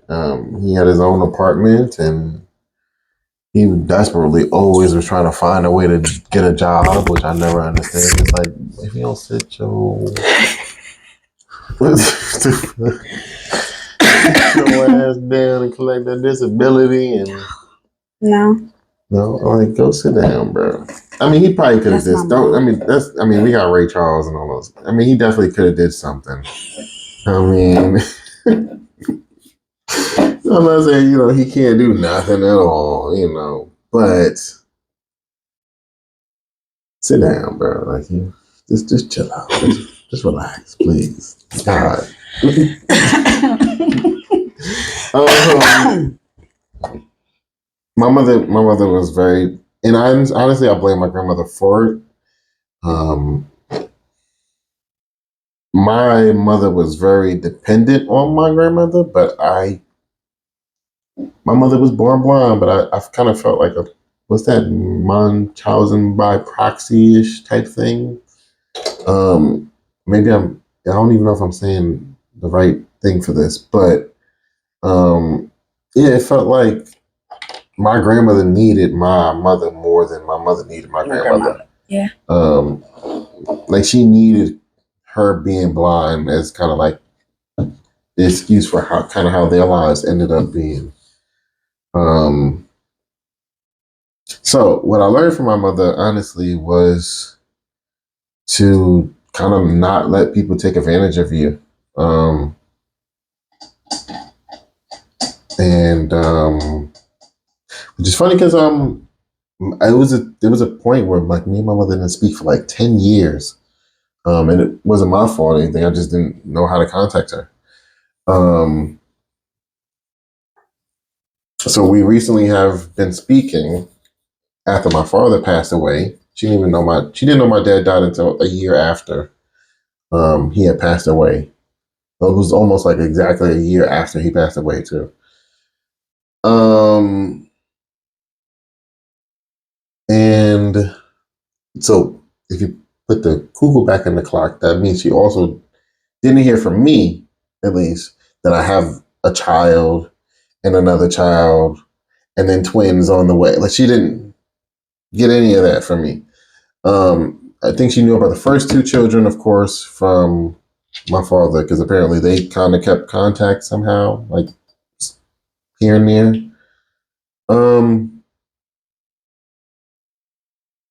But yeah, no, from my mother, I just kind of learned not to let people take advantage of you, even if you have your own disabilities and things of that nature. because she could have been so much more. There was a point where my mother and my father lived together. After we lost the brownstone that we had, so what happened with the brownstone is we all lived there, my whole family, my great grandmother, my grandmother, my aunt, my mother, my father, my sister, me, and eventually my little cousin Elijah. I don't know what family issue they had, but my great grandmother ended up moving to a like elderly assisted home. My father ended up moving to the apartment that he lived in for years. And then my grandmother ended up losing their fucking brownstone. Domino effect. And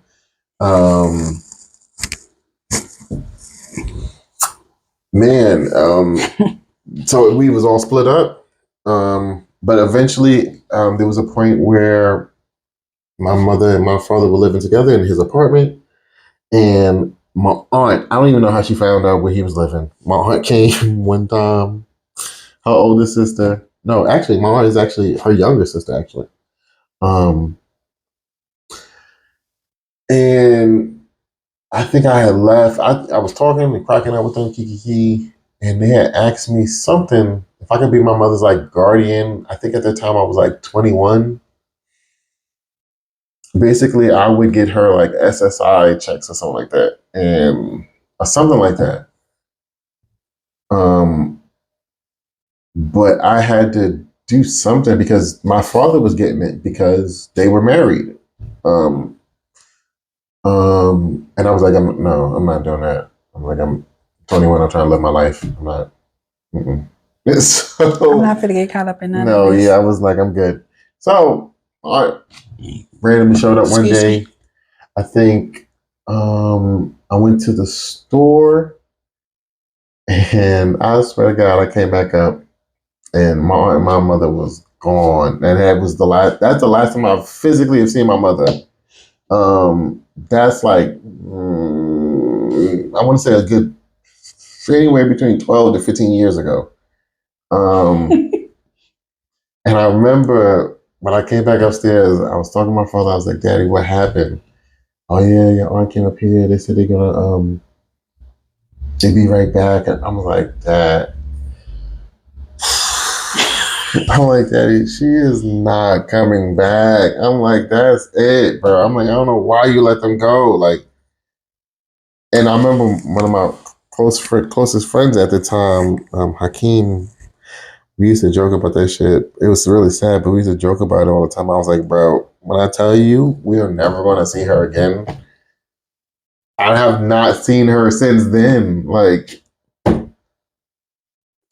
but once again, they need her. They need her more than. And now that my father passed away, and they know, now they're like, oh, do you have your father's social security number? Which I do. So that way, because they needed to, be able to split it. And I'm like, yes, it's upstairs somewhere, which it is. It's upstairs somewhere. Understood.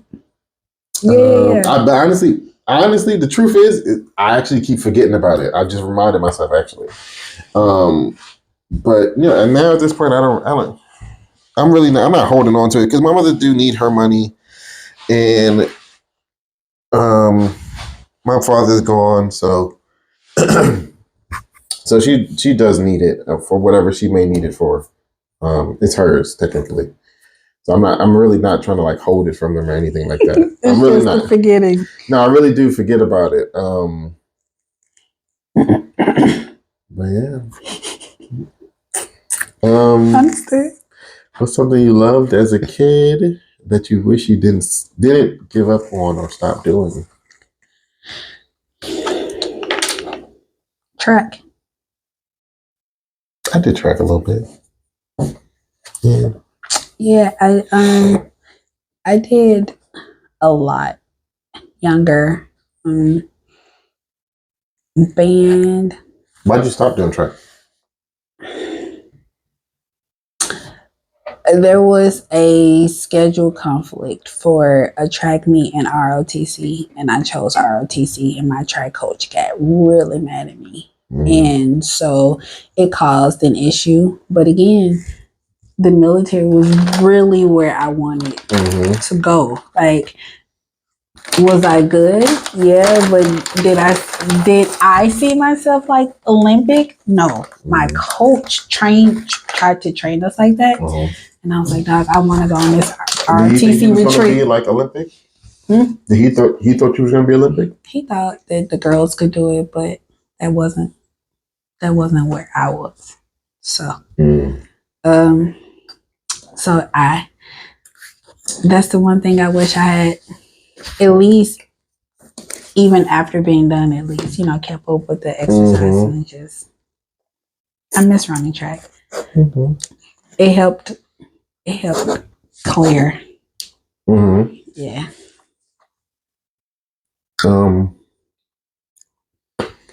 What about you? I'm trying to think.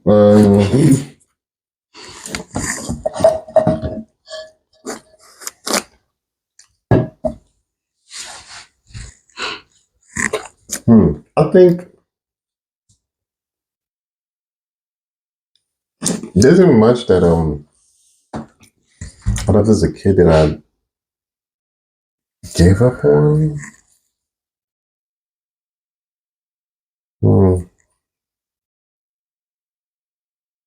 Cause I still do everything I used to do as a kid.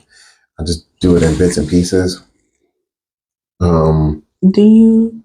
But I will say, you did ask earlier about music. There was a time where I did make music. Had a whole mixtape on thatpiff.com and all that good stuff. And is it still there? No, thatpiff is the website itself. The website itself is archived. So I have some songs, of course, on my SoundCloud. But honestly, I would say I wish I pushed harder for the music when I had the time, because I really felt like I was really good at it. And the funny part about it is that the only thing I wanted to do was produce and make beats or whatever. I never wanted to be like the talent or the person in the front or. And I mean, the producers are still like the people in the front. They are now. Yeah, I understand the wanting to do it without the fame. Yeah. I would love to like do certain things, but I don't want to be famous. Like, I want to be real wealthy. Give me the money. Give me a loan. And I don't know. I'll fight paparazzi. I mean, paparazzi gonna be getting it.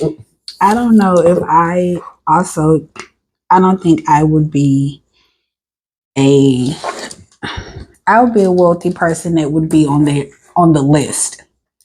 Okay. Because I would be one of the wealthy people who you can see the name, but you don't know who they are. No, but I'd be one of the wealthy people who like buy land to make housing development so people don't have to be homeless. You know what I'm saying? Like, so for me, who like, I feel like once you get to a certain status, like there's a list that they have for people that it goes against certain agendas. And I feel like I would be a person on that list for those reasons. Yeah, I think the crappy part to me about existence, honestly, is humanity. I feel like we could absolutely be better fucking humans, and we aren't. Yeah. We could. And absolutely no doubt about that. Yeah. We don't want to be. Everything is greed and selfish, and everybody's all about self. It's for someone like me, it's exhausting. like That's what I existence told you. itself. If I was to ever become wealthy, I would archive all the pictures I have on like my Facebook or whatever, and I would delete it all. I'm over it. I'm so over social media. I'm so over it. Yeah. So yeah, for me it would be music. That's good. What advice do you have for the question of originally young children or young siblings, but what advice do you have for any young siblings?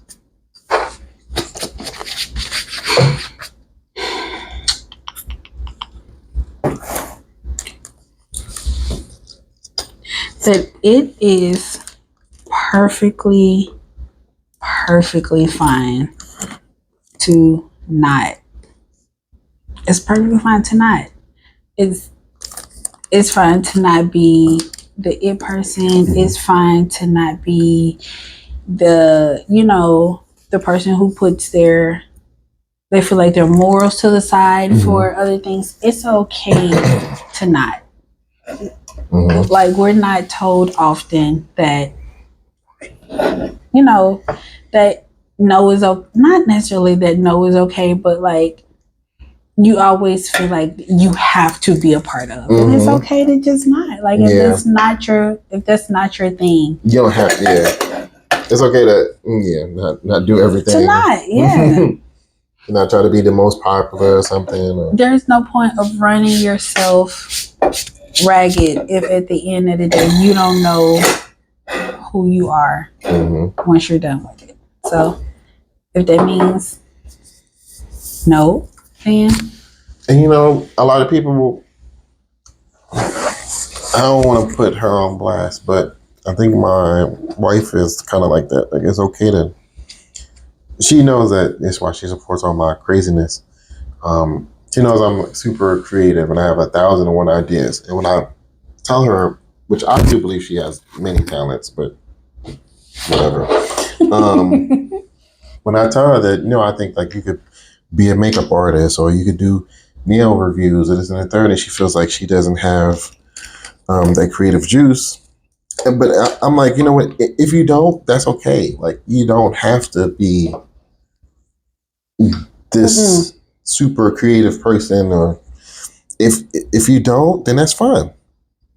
Do what you are okay with, what you can do, but you don't have to be super creator like me or have 1,001 ideas. It's perfectly fine to just be you. Like, and there's nothing wrong with that. And people are so, well, I'm not gonna say people, I will just say for me genuinely, like, that's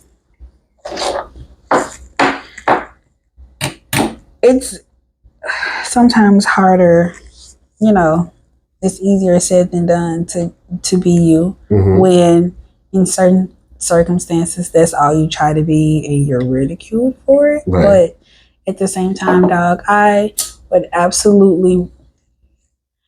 would rather you look at me as, naive or stupid or, a dummy or whatever it is, than for me to have to be anybody else. Right. I think my whole motto with life now is basically just be you, like, be yourself, because you can't be nobody. I mean, you can't try to be other people. But what does that get you? You can't be nobody but you. There's only one you, so why not be you? Why not? Right? I got absolute proof that there's literally only one me, but there's literally only one you. Like, even if somebody has their same exact name, there's only one you. And it's taking me, and it still is, but it's taking me a while to just kind of see that. The crappy part about that is sometimes being me is absolutely not what I want. Sometimes being you, right? It's absolutely not what I want to be. Yeah. There are This those is true. days when you be like, yo, if I could just be this Mm-hmm. 5 minutes. But, you know, Yeah. don't stay in those spaces long. So that works. Yeah. All right. What about give me 3 bucket list things or items? Things on your bucket list. 3 things on your bucket list.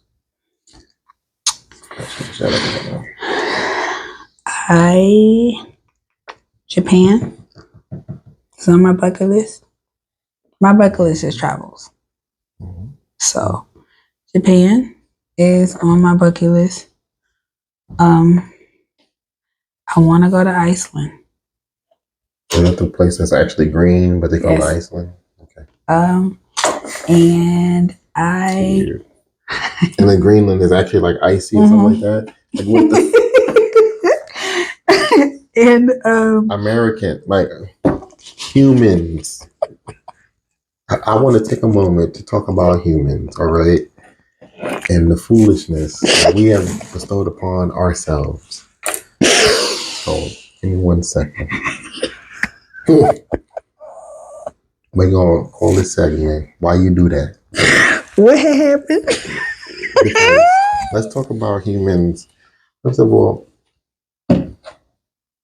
why we got silent letters, all right? What we need it for? Because they make no sense. None. Why we add extra letters to words that don't even sound out? Those are silent letters, like Wednesday. There's a lot of letters in Wednesday. Yes. You know how I still can't spell Wednesday right sometimes. Okay. I just because I'm trying to sound it out. You know, I think I got like dyslexia too. You can't sound it's like it. When the When's is there. No, like it just don't. But that's one of my biggest pet peeves, silent letters. If you have a silent letter, I don't want to talk to you. You know, one of my biggest is, and it's not something that,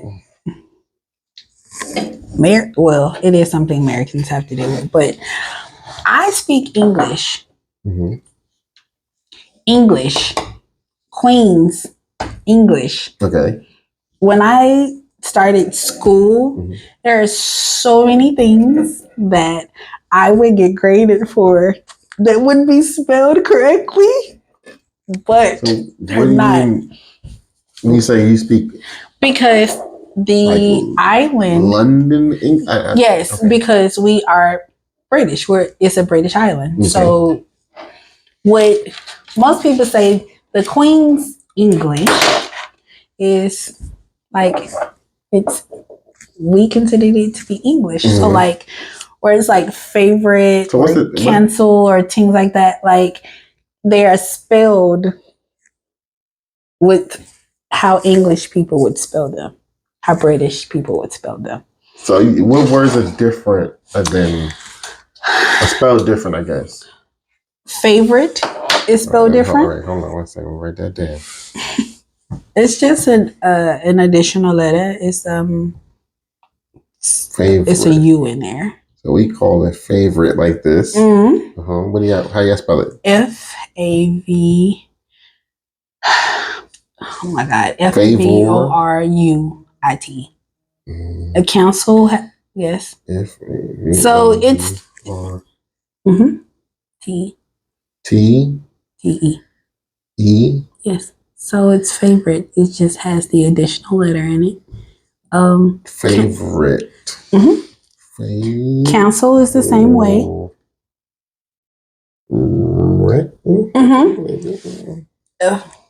It's okay. That's interesting. Cancel is the same way, but it's just 2 L's. That's the only difference. Yeah, it don't need 2 L's. It don't need 2 L's. Okay. Cancel. Maybe. Okay, I guess. But you know, the English language is just stolen language. We don't have our own language. That's the reason why it's so like messed up. It's literally a stolen. Like the colonizers, they came here and they just stole everything. So we don't have, I'm saying we because I'm from America and I'm African American, but I know we really don't have. I mean, I'm black, so I have, but we as Americans, we don't have our own culture. Everything that we have is stolen. Our language, our land. Oh.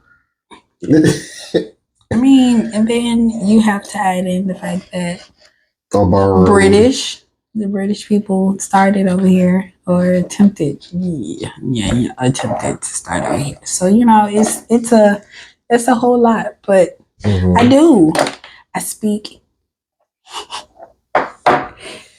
So do you? It's annoying because though my island has their own, you can say dialect, when you say West Indian or you tell people that your island, they immediately go to their favorites. So why don't I sound like Jamaican students? Like, because I don't speak patois. Because it's weird, but we speak English, and so is that or so how long did you live? Did you live there? Till I was 6. And then I did the back and forth. I will go spend the summers. Did you have to get like a green card, a citizenship, anything like that? Were you born dual? Here? I was born on a military base, so technically that makes you American. You're a citizen. Yes. Do I have dual citizenship? Yes. Do I go home often? No. The part of that's crazy. The part of my family that I was really close to and I kind of enjoyed, they've passed. So when I do go home, I normally just kind of go on cruises so that I can go home, do the things that I kind of want to do, or just say, "Oh, I got a chance to be home," and then come back. Same thing with Memphis. So you said your 3 things about with travel. Yes. What was the 3?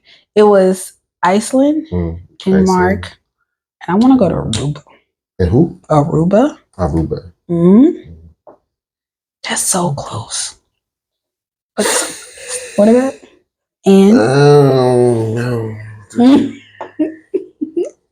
Mine's like unrealistic things. I want to fly. Why is that unrealistic? No, you mean like I actually? Fly, like super powerful. Oh no. Like, okay. All right, but okay. Go ahead. Fly. I mean, I don't. Skydiving is not on my bucket list, but it's something I would do. It's fun. I've done it. But no, I want to fly. I want to. Whose power would you have if you could have anybody's? Whoever could fly, I'll probably be the Human Torch. Honestly, without 100%, I'll be the Human Torch. Come on, I don't even know why I even lied to myself like that. Why? You don't want to know why. Holy hell! Okay. No, no, it's because the violence makes it all make sense. So yeah. I really like fire. That's what I was gonna say. I really like fire. I used to, when I was a kid, right? Once again, So when I was a kid, I used to be in my damn dad's house. I don't know why my ass was trying to light the house on fire, apparently, but I had the lighter and the spray bottle. I'm just blow torching and shit. Sincear. What? Sincear. I was a young black male child, alone. And sometimes when he was home too, because he was blind. But I did a lot of things. I took advantage of that blind thing. I'm not even gonna lie to you. God bless my father. So poor man. He was a good parent. Why would you try to set the house? I wasn't trying to set the house. No. Yes, you were. I was playing with my flamethrower, which was attempting to set the house. It seems like one wall. That was it. Holy hell! All right. One little burn spot. That's it. They could have set the house on fire. You didn't even think. You didn't even. That was not a thought. To what? That I could potentially set the house on fire. No, absolutely not. Didn't even think about that. Dog, are you? I knew what I was doing. Serious? No, you didn't. The house ain't burned down, so. Yeah, justified. All right. You plugged it multiple times. Mm-hmm. It was grace. It was no grace. No. No grace. No, it has been grace. There's a lot of luck. And it has been grace. There's a lot of that luck. has saved your life. It has been grace. Well, I hope I make something of it because this is why this podcast was originally supposed to be about me telling my wild stories, because I got a lot of them. I promise you this. Like, there's plenty. Doug, you are sitting here and telling me when I was like 14 that you I used to play with the Lysol can. No, because the Lysol can used to spray a certain way that if you lit a light underneath it, it would blow out like a flamethrower. I know that. And I was very fascinated by this. Inside the house. I remember this curiosity killed the cat thing I told you? I know. Like, inside. That's literally my life. Inside. Mm-hmm. Well, I'm going to do it outside where the cops going to see me. I can't be outside flamethrower and shit. No back. Oh, you okay. Right, so I'm going to do it where it's safe. In the confines of my home. Where nobody can see me. Little. You are. All right. Right. He said where nobody can see me. Right. Literally. No literally. No one can see me. No one.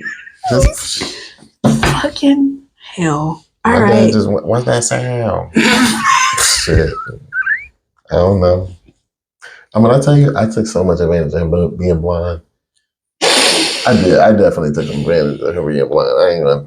I'm gonna tell you. I might tell you one later, but that's gonna have to be off camera. That was a real bad one. You are. I would have never. I would have, but I would have never. There is so many things that I absolutely would have thought that a teenage boy would do. Fucking blowtorching the inside of their house was not one of those things. I'm just gonna outside maybe. I promise you. Outside. I might have to make a poll on Facebook to find out. Because I know I ain't the only one. No. I'm not saying that you're the only one who's done it because there's proof. I'm just saying inside is crazy. Is it? Yes, outside. Because I'm gonna do it outside. Oh, because you can contain. I can't do it. I can't do it like out the window. Even though I did try that one time with another. So I bought one of them firecrackers. It was like one of them, like, I think it was like M80. I don't know. I just wanted to see it like shoot out the window, like it was a rocket. Okay. It didn't shoot out the window. I put it like in a cup. Cause I know I couldn't hold it, so I put the cup on the window, put the firecracker in there, and first thing it did was fall backwards, and then just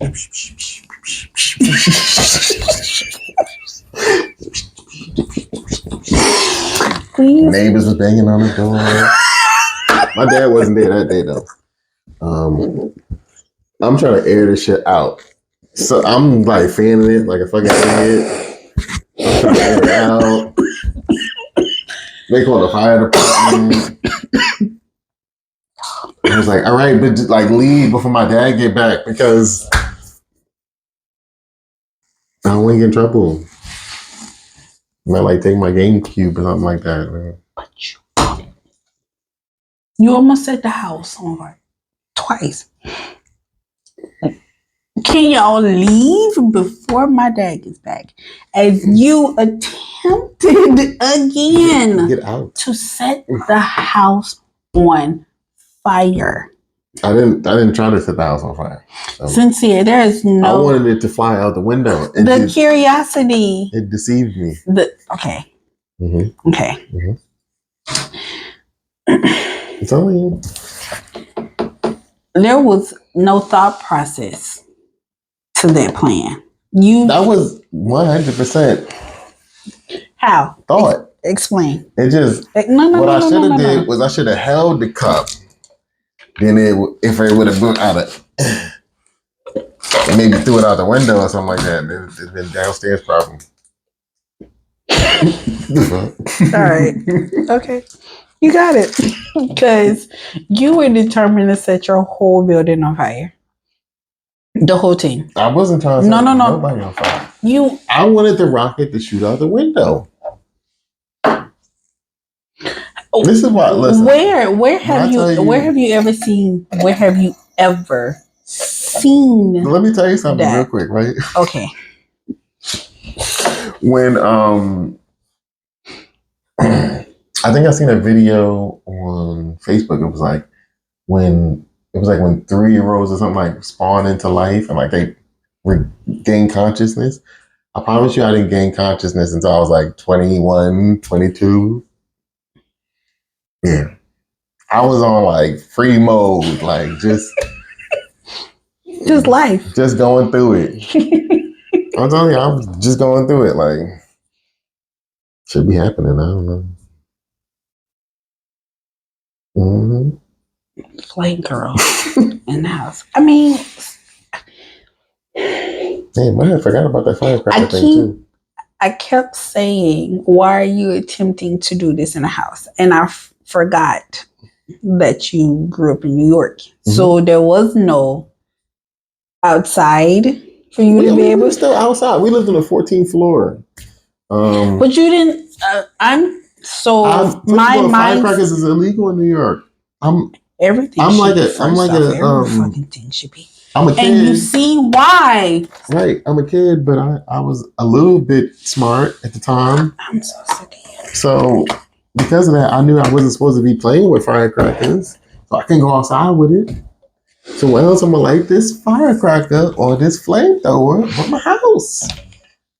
You didn't do this at any of your friends' house, did you? No.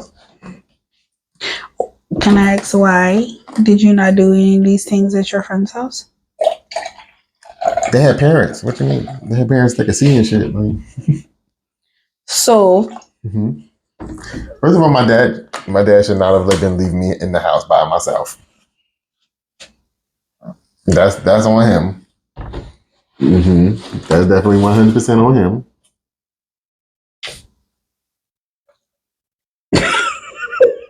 Sure is. I'm waiting for, and I know I'm not going to get it, so that's fine. What? But I'm just waiting for like the reasonable reason. For what? For thinking that you can do these things inside the house and not burn the house down. And I know that I'm not gonna get when one. I tell you, like I said, I spawned in at 21. Like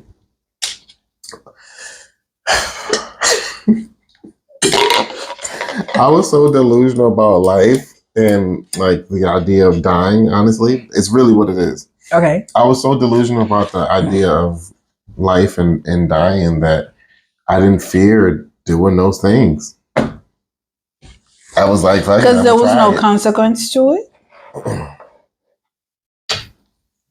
There was no consequence. I didn't believe because that your parents couldn't see. Well, not just that.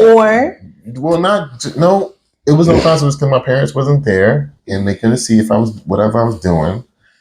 But honestly, I just never thought that this is something that could end up killing me. Not once. I can absolutely tell you that. Not once did I think like I might die if I do this. I thought this was going to successfully work each time. And even if it didn't successfully work, then the worst that would happen is I get in trouble. Oh, you were God. To live as a man has to be exhilarating. This might sound messed up. It has to be But I swear, anytime I see the question when they be like, "What would you if you woke up as a woman?" I'd be like, "Cry." I don't want to do it. I'm having a fucking ball over here. This is a blast. Listen, I would cry. I'm crying. I want to know how I get back. I'm going back to sleep. Especially around the only way that me coming back as a man would be productive. The only way it would be productive is if I came back as white. No. Yeah, I guess. For 24 hours, I would just do the things that I felt like I absolutely would not get a chance to be able to do. But other than that, if I woke up as a guy, when I tell you I will go back to sleep, I don't know how I get back. I'm going back to sleep. I have no desire. And I think women are. You should wake up as a woman on her period. I think women are like. You should wake up as a woman on her period. No, that'd be cruel. But I think that it would be cruel. When we think about the idea of gods, we think of like this benevolent thing that creates fire from their hands and life and blah blah blah. So I think that women are actually gods. Mm-hmm. I think we are gods because we are all creators and things of that nature. Mm-hmm. We are literally the gods on earth. We might not be huge titans, but we are the ones that's creating all of this right now. But there is two things on earth that they cannot be basically recreated by a man or anything like that, or science, which is water. We know what it's made of, but we can't recreate it. And the ability to create life, only a woman can do that. So with that being said, you guys have the most magical power in the world that we can understand. And it gets us where? Well, that's because a lot of people don't understand the power in it. And I think maybe some people do understand the power in it and they try their best to dumb it down. But because people fight wars over their women. People kill over there. I got it. I'm sorry. I say, as I did it literally, two days ago, yesterday, I say often, I want to be shown off like a West Indian shows off their flag, because you can't tell a Dominican, a Puerto Rican, a Jamaican, holy Lord, a Haitian. You can't tell some islanders that they flag ain't. And I'd be like, Lord, if I ever, if you ever, and I say that as I wore my flag as a shirt to Disney on Friday because it was hot and it was hot. But yeah, like, come on, absolutely. If we gonna do this, then we gonna do this, right? All right. All right. We're almost at the end. I got just a few more for you. What is a song that always makes you move? You hear that? It's turn up time.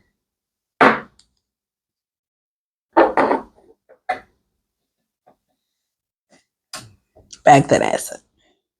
Yeah. A juvenile joint. Yeah. I remember those days. Song used to come on, you run into the dance floor. Yep. But I'm also a Memphis nigga, so there's a couple 3-6 songs that. Yeah. I wasn't a 3-6 fan, so. Understandable. Yeah, I know they're more of a local. Yeah. Local and southern. Yeah. Midwest. Southern things. Yeah. I think the only song I know by them is "With That Pop in My Collar." Yeah, because of the movie. Yeah, probably. Yeah, wherever I heard it from. It won him a Grammy, so it was played a lot, you know. So it was 36. Is that the one with Project Pat, Juicy Gangsta J? Yeah, Gangsta Boo. Oh, no, Gangsta Boo. Yeah, Gangsta. I did like this one verse I heard of her. I don't want YouTube to kill my whole video. Oh. I gotta play it, man, because at least a piece of it. It was on this Lil Jon because for whatever reason, I'm really, really into like Southern music. I'm way more than I am. I wouldn't say way more than I am up north, but really, I love me some Southern music, boy.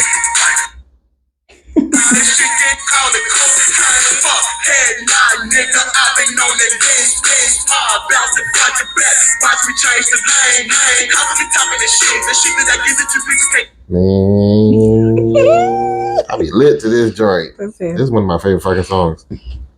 She murdered this joint. But let's see. I don't know what I said the last time, but what's another song that makes me move? I don't know if I said this already. But you know the song "Happy"? Yeah, that was my song for a really long time. I've not stopped loving that song. I don't know, like a lot of people like hate that song now. I love that song. I love that song. I've never gotten tired of that fucking song. It was my ringtone for like 2 years. Yeah, I fucking love that song. That's my shit. It just made me like the movies a whole lot more. What's the song that you dislike? There's a now, or there's a lot of one that you just can't stand. A song that I cannot stand is a black staple. A black staple? Mm-hmm. Who is that by? What song is that? A black? There's two. There is Darnell Jones, "Where I Want to Be." Oh, you mean like black songs in the state, yes, in the black community? Okay. Yes. And Jodeci, "Forever My Lady." So you said the first one was Darnell Jones, "Where I Want to Be." Where I Want to Be? Surely let these. Yeah, I know the song, but I'm like, how you don't like that? What was the other one? Jodeci. Jodeci. What was it? "Forever My Lady." I could do without that one. I could do without that one. But the Darnell Jones. It irks my soul. You know what? To be honest with you, I recently started disliking the song. I listen to the lyrics? No. I've always thought the lyrics was trash as hell. Always. And I can't. All the audacity. Oh, okay. But he went on an interview a year or two, maybe 2 or 3 years ago, and talked about the song and the fact that he made like a part 2. And you know those instances where you should have just shut up? He should have just shut up. What he said? He talked about how the song was like about his baby mama or something like that, and how he left her with the kids. Just it was such a wild story. And it's like, I know this one.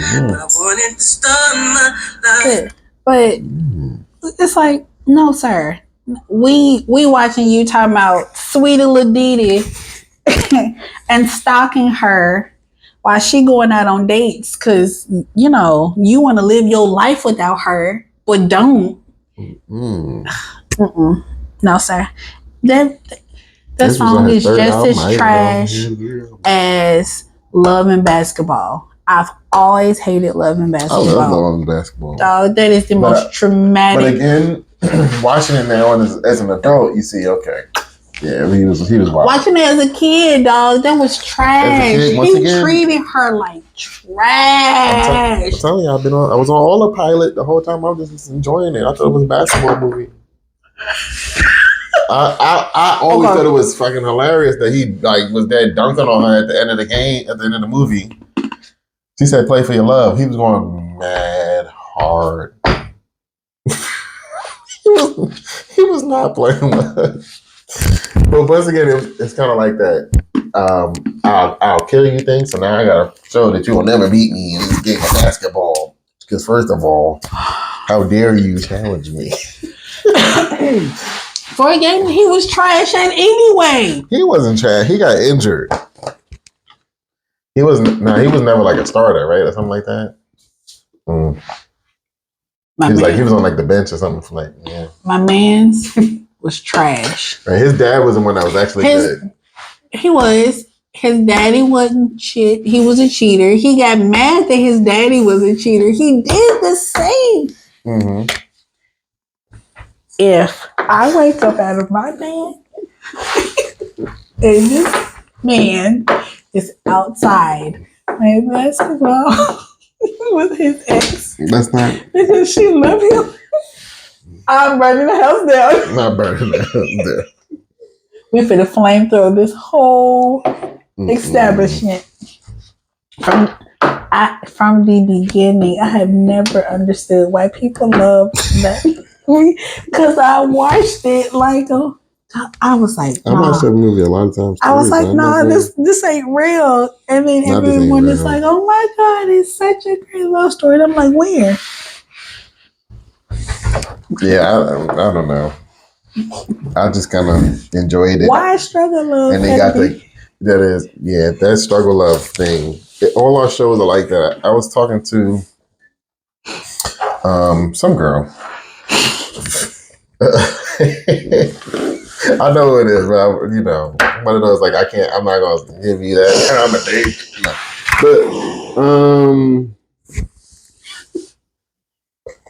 But so she liked a lot of white romances, and I was like, why you like all these white? And I hate that I gotta keep making these disclaimers. I'm not trying to be racist and things like that, but no, we watched those. My grandmother was racist. Well, even though black people can't be racist, she was very prejudiced towards white people. Because racism is a systematic thing, by the way. And we don't have no power to control that. And we never will because. So, but she was super prejudiced against white people. And which is funny because she drove limousines. So maybe that's why she probably heard some shit. But she drove limousines for famous or rich white people. She was so prejudiced, she didn't want us to watch The Wizard of Oz because the movie was in black and white. And she was like, "You're not allowed to watch no black and white movies." I never understood it. I remember one time I was in school and I was like, it was a assembly or something like that. They put on a movie for us, and the movie was in black. I think it was Wizard of Oz, actually. Put on, and I was like, I can't watch this movie. I was like, my grandmother said I can't watch black and white movies. So she was like, what do you want to do?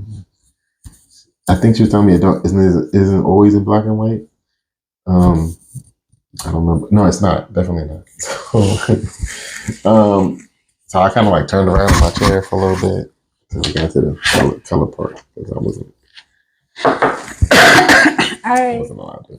So my grandmother wasn't like that, but I grew up in a Christian house, so there's a lot of movies. No. What's the right word I'm looking for? Stereotypical. Yes. So there's a lot of like staple like movies and like music I didn't necessarily get out inside the house because my grandma and Jesus are they homies. She got his pager number, dog. I just I let her do No, I'm that. glad. Man. Nah. I want to say I don't want to say I'm glad I got put in foster care, but if I didn't go to foster care, I wouldn't even have. I think just May 23rd was like the 24th anniversary of Eminem's second album, and I was listening to that when I was like 11. I was in foster care at that time, which I shouldn't have, and I would never heard that album if I was in house. Yeah. I never heard that shit. Mm-mm. Like I was telling someone a couple days ago, like I didn't see Coming to America until I was in college. And I knew the jokes. So like watching it is cool, but it's such a great movie for like the culture. And I'm like, and so my car gets looked at often because of that. Well, but you know what movie I didn't see until I went to college, and it's a really good movie. I don't know how popular. I'm about to loop a little bit with that, but School Days. Me too. Spike Lee movie. Yeah. I didn't see that until I was in college either. And that's a really good movie for college and culture and all of that stuff. But you would think being a New Yorker. Well, I grew up in foster care. Yeah, so that's true. They wasn't really like, hey, you want to come watch this movie? Yeah, I understand. Yeah. Yeah. It was like, thank you for the check, and go sit in your room. which is funny because actually all my foster parents they actually weren't bad to me. I was chilling. I think that's maybe I don't know, maybe that's how I learned to just be on autopilot because I just always kept my head down. Like I didn't get into trouble when it came to them because I seen kids get their ass beat and shit like that. And I was like, that one ass whipping was enough information I needed to know to know not to do anything. So that's why you were in Delulu for so long. Maybe. I mean, it's an understandable coping mechanism. So why not? Yeah, I was just like, if I don't do nothing, I'll be alright. But then I started doing too much. But I still didn't believe, because that part when I was seeing people kids getting their ass beat and stuff was before I ended up staying with my father for a little bit because I got put in foster care at 9, came out at 14 to my father, and I got put right back in at 14 because of his mother. These grandmothers of mine, let me tell you. His mother basically called. It was like my father couldn't handle me or something like that. But all I was doing, they didn't know. They didn't know I was doing that. My father never found out about that. He never found out about that. He never knew I did that shit. They left before he got there. They never found out about that shit. And I think maybe the neighbor might have told him. And I was like, he lying or some shit. I don't know. I smoothed it over. So, which is why I don't lie to people because I'm really good at it. But so you said, which is why. Right. Yeah, that's another story. But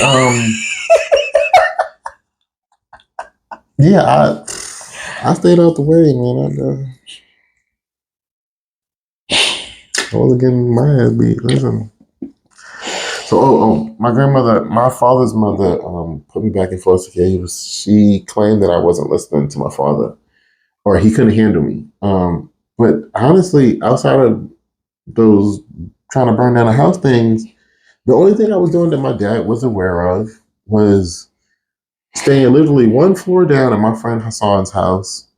Um, him and his fucking 6 siblings. So it's Hasina, Hadia, Hassan, Hakeem, Hanea, Halima. Halima's somewhere up there actually. I'm doing it by age. She's like somewhere up here. And then their last daughter that they had a few years later is Jamia. I would be so No, it's a reason though. It's a reason though, because literally the dad's name is Hassan as well. And so they all got H's. The mother's name is Judy, so they gave her a J name. But my name is Halia. I mean, I understand, but like my name is Halia, and her name is Jamia. Jamia. Yeah. It's not that bad. But I was staying at their house because those were like my best friends. We was hanging out. Those were the only kids I knew in the area. After I came out of foster care and was in his building. That's why when I wasn't downstairs, I was flamethrower and shit. I think I stopped doing that once I got like a GameCube or something like that. I don't know. He should have got me that sooner. Because I asked for it and he didn't, and I think that's probably why. But so Sincear. no, so I was I was downstairs or not like doing chores or some shit, like not washing dishes. I was being a regular ass teenager. That was it. Like it wasn't like I was staying out. You right? Wilding out. I wasn't doing any gang banging, and I knew them. I definitely knew them, but I wasn't doing that stuff. I was in the house. Again, you are correct. So I guess flamethrowing is a whole hell of a lot better. Convinced him, and my ass got put right back in the system. Damn. All the way until I aged down at 21. So. I thought you aged out at 18. Is that? It used to be like that. Okay. Mm-hmm. Which is another funny story. Like I said, my sister aged out at 18. She's 2 years older than me. So when I was 16, she was 18. She signed herself out. I think when I turned like 17, they changed it to 21. Mm-hmm. Oh, that's trash. They should have at least allowed the people that's about to be, 18 in a year to be able to. That's trash. Nope. When I turned 17, it was like, damn. Yeah. So, let's see. We did that and that and that. What's something you do right now if money didn't exist? I would run a homeless shelter and a clinic for people with PTSD. Mm-hmm. It's not specialized, just for the military. It would be, people joke, but children have some of the worst PTSD because, adults don't always, they feel like kids don't know, you know what I mean? But that's what I would do. Yeah. Money didn't. Again, I would be on that list. Well, I know if I was wealthy enough, I definitely would be trying my best to give back to the world. I think if I was wealthy, honestly, if I was wealthy, I'd just take care of my family. If I was rich, though, I would definitely try to take care of the world because what am I doing with all this money? Yeah. What are we doing now? I was talking to my wife earlier. I was like, why is Beyonce still doing shows? Like, don't you have all the money now? Like, what are we doing here? Like, can you sit down, sis? Like, that you need more at this point? What you doing with it? I mean, I know she's also building her generational wealth, but they have enough money for like 3 million other homes right now. Like, no, I get that. I completely get that. Yeah. So something I would do if money didn't exist. It wouldn't be anything. It'd be like humanitarian stuff. No. Yeah. If I was, if money didn't exist, and I could just do it, I don't know. I would definitely do something that I like doing, like comedy, like stand up, Really? or it would definitely be something with writing, either writing comedy, You as a stand-up or comedian would be interesting. You seem so quiet to want to do that. No. I am quiet, but Yeah. I'm really funny back there. I didn't Please, come on. roll my eyes, whatever. Yeah, blah. Okay. so whatever. No, I really don't know, because I'm one of those people who feel like money is like the root of all evil. So yeah, it's not the root of all evil, but it's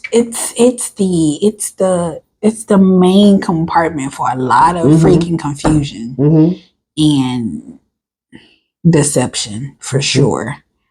Like the watching like the the crazy, not crazy, but the killer documentaries and stuff like that. You just be like, I don't ever in my life want to get to a point where money means that much to me that I'm willing to do something that I can't even spend the money for anyway. So I'm like, I'm gonna unalive them and get caught for this $250,000 insurance policy. those are the worst ones. Yeah, because they always get caught. It's like I don't want money that bad where I have gotten to a point where I have jeopardized myself and my sanity. We was watching one because my wife watches a lot of those. Mel and I watch a lot of them now. Something wrong with y'all women, but the guy paid another guy to murder his wife. He paid him like $1,000 or some shit. It was like, yeah. But this $1,000 ain't gonna get you nothing. First of all, I'm mad she didn't survive, because I'm mad she died in general. But I'm mad she didn't survive because I wanted her to know that they only thought her life was worth $1,000, and I just. This is what I mean when I see like some people need their ass beat, but because you mean to tell me you was willing to risk everything, what you did, for $1,000? I am not going. I'm not going to stay. I'm not saying in any relationship, companionship, friends with benefit. I'm not fit to stay. It has happened to me one time. What? Where the thought process of pay somebody. No, it wasn't like even pay somebody. It was like you have crossed the ultimate, and when you get to that, it's like, and it's like, no, I don't. Being there is so, to me, terrifying that it's like, dog, I can't believe I actually gave you the power to be able to do that to me. So we good. I'm gonna leave you over there, cause that's why old blurred person that I dated, in that wild situation, was very close to that.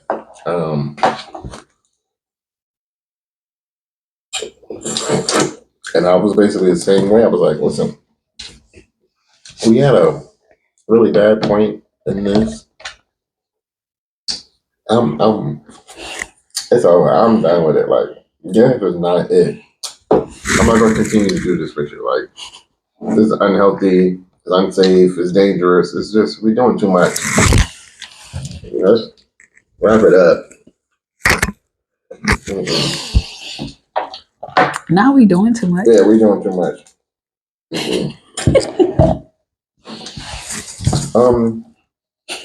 Okay. I've split this question up into two. I think that might have been the one that got deleted. But the question is supposed to be, what is your superpower? But what's your real life superpower? What you believe is your real life superpower? And like, for example, patience. Mm-hmm. And the second half of it would be, if you could have superpowers, what superpower would you pick? My real life superpower is compassion. Okay. For everything.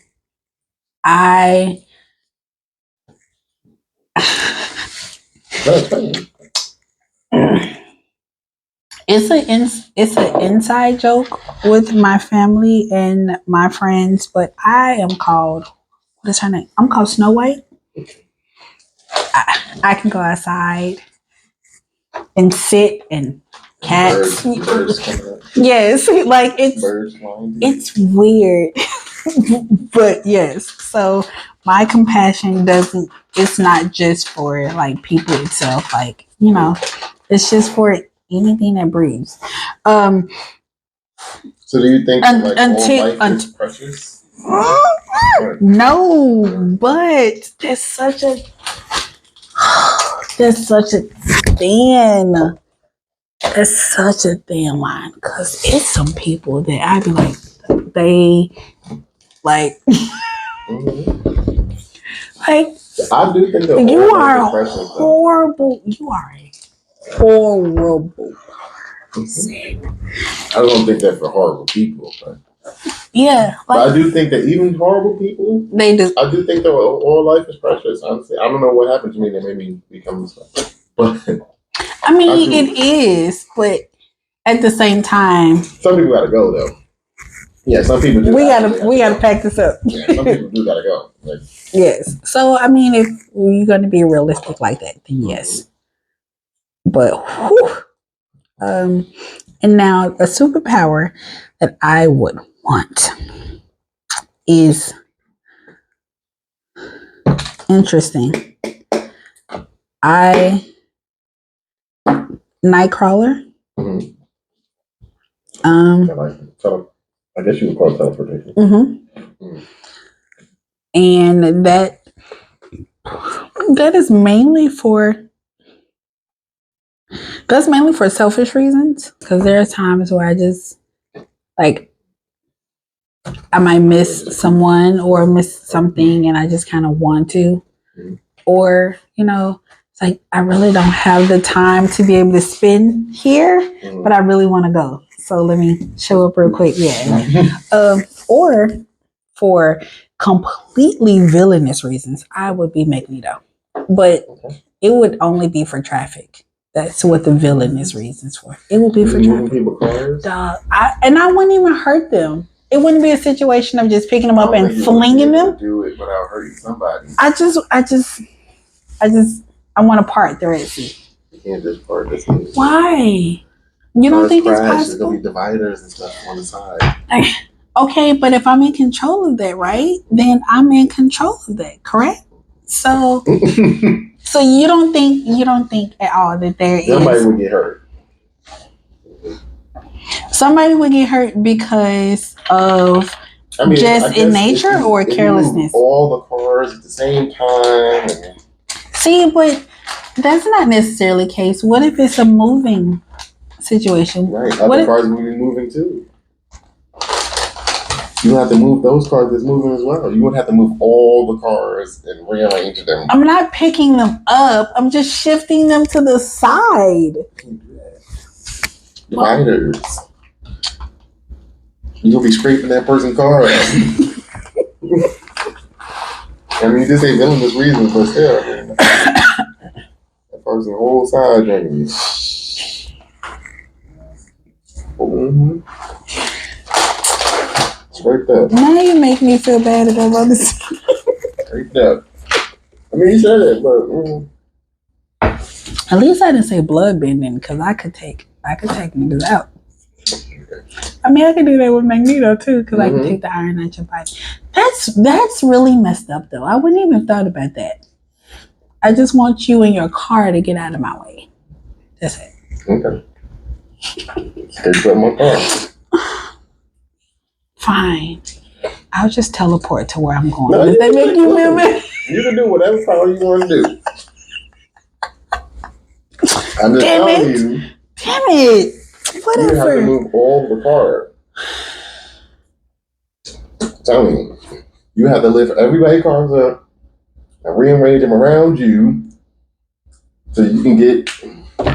Because if you move in this car and this car's still moving, you can't just move him over. He's going to run into the car. Yeah, you're right. Mm-hmm. All right. Okay, fine. And you can't just move him out the way. How you going to get back after that? He car behind you. So then it doesn't. What do you mean? How you gonna get back? It's like merging. Why? He don't even know that he just got moved. He don't know what the hell just happened to him. He confused. He didn't want no merging. He like, what the fuck? My car.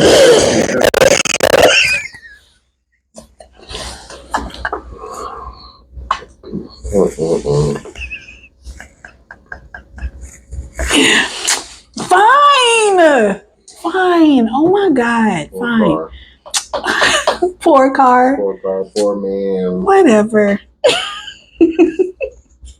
He probably was jamming his favorite music and shit. His cars and shit. We ain't thinking about no damn merging. He like, what the fuck?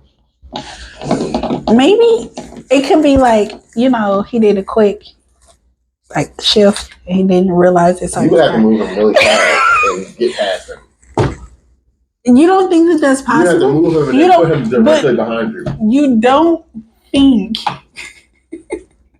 That's the only way. You would have to move him, put him directly behind you. No, I don't know. No. Well, that's the only reason I want Magneto powers. Okay. It's for rush hour traffic. It's for rush hour traffic. You have to I'm telling you, just lift everybody up. Now you just ride around like a wave. Just lift them up and put them down. Like you going? Okay. Would you say that that's not safe? Somebody's gonna get hurt, correct? Nah, because if you wave it, then they going right back on the ground. They going. And you don't think that that's more noticeable for you than a small? I didn't say it was less noticeable. I'm just coming up with a solution. That's only. So you would prefer. You would prefer. Okay, no, you would prefer the rearrange of everybody. But I don't have time. It's a solution. But I don't have the time. It's the only non-murderous solution that we got. It's to literally think of rearranging each car around me as I am driving to my destination. You can do both. Rearrange some shit. Like you just think about it. Sometimes he did put his hand out. So. You can try one hand. Maybe the wave would work because I'm over you. Right, the wave might work. I'm telling you. Just lift everybody up and bring them right back down, right behind you. Yep. Mm-hmm. Maybe everybody. Matter of fact, everybody in your line. You the car that's up, and you just. No, right. No, you go ahead of him. See. Something like that. That could be possible. It still gets the cars out of my way. Right. Mr. somebody's gonna be hurt. I would be heartbroken. I would not. I would just. Then I have to pay for your car to be fixed, and that wasn't I really. would just like ride on a piece of like metal, a fucking magic carpet, and just go to work like that. So whose attention are you absolutely trying to get at this point? Isn't it? Who wants to stop you? The world would never be. Our world would not be able to deal with a Magneto right now. What? Why? Everything we have. First of all, everything we have is made of metal. We're not prepared for. We don't got plastic guns ready to shoot them out the sky. Like, okay. if he wanted to tear shit up right now, we'd be fine. We'd be absolutely screwed. Ain't no chance. They got the technology for it. I don't even know what we're doing. You know, I mean, we might. We might have. Even though some of us have always figured that aliens were here. I mean, they just told us. Mm-hmm. So it's possible that, you know, there is. What they look like? What they like? Okay. We just know they're here. How you know you're not one? Could be. I think I might be.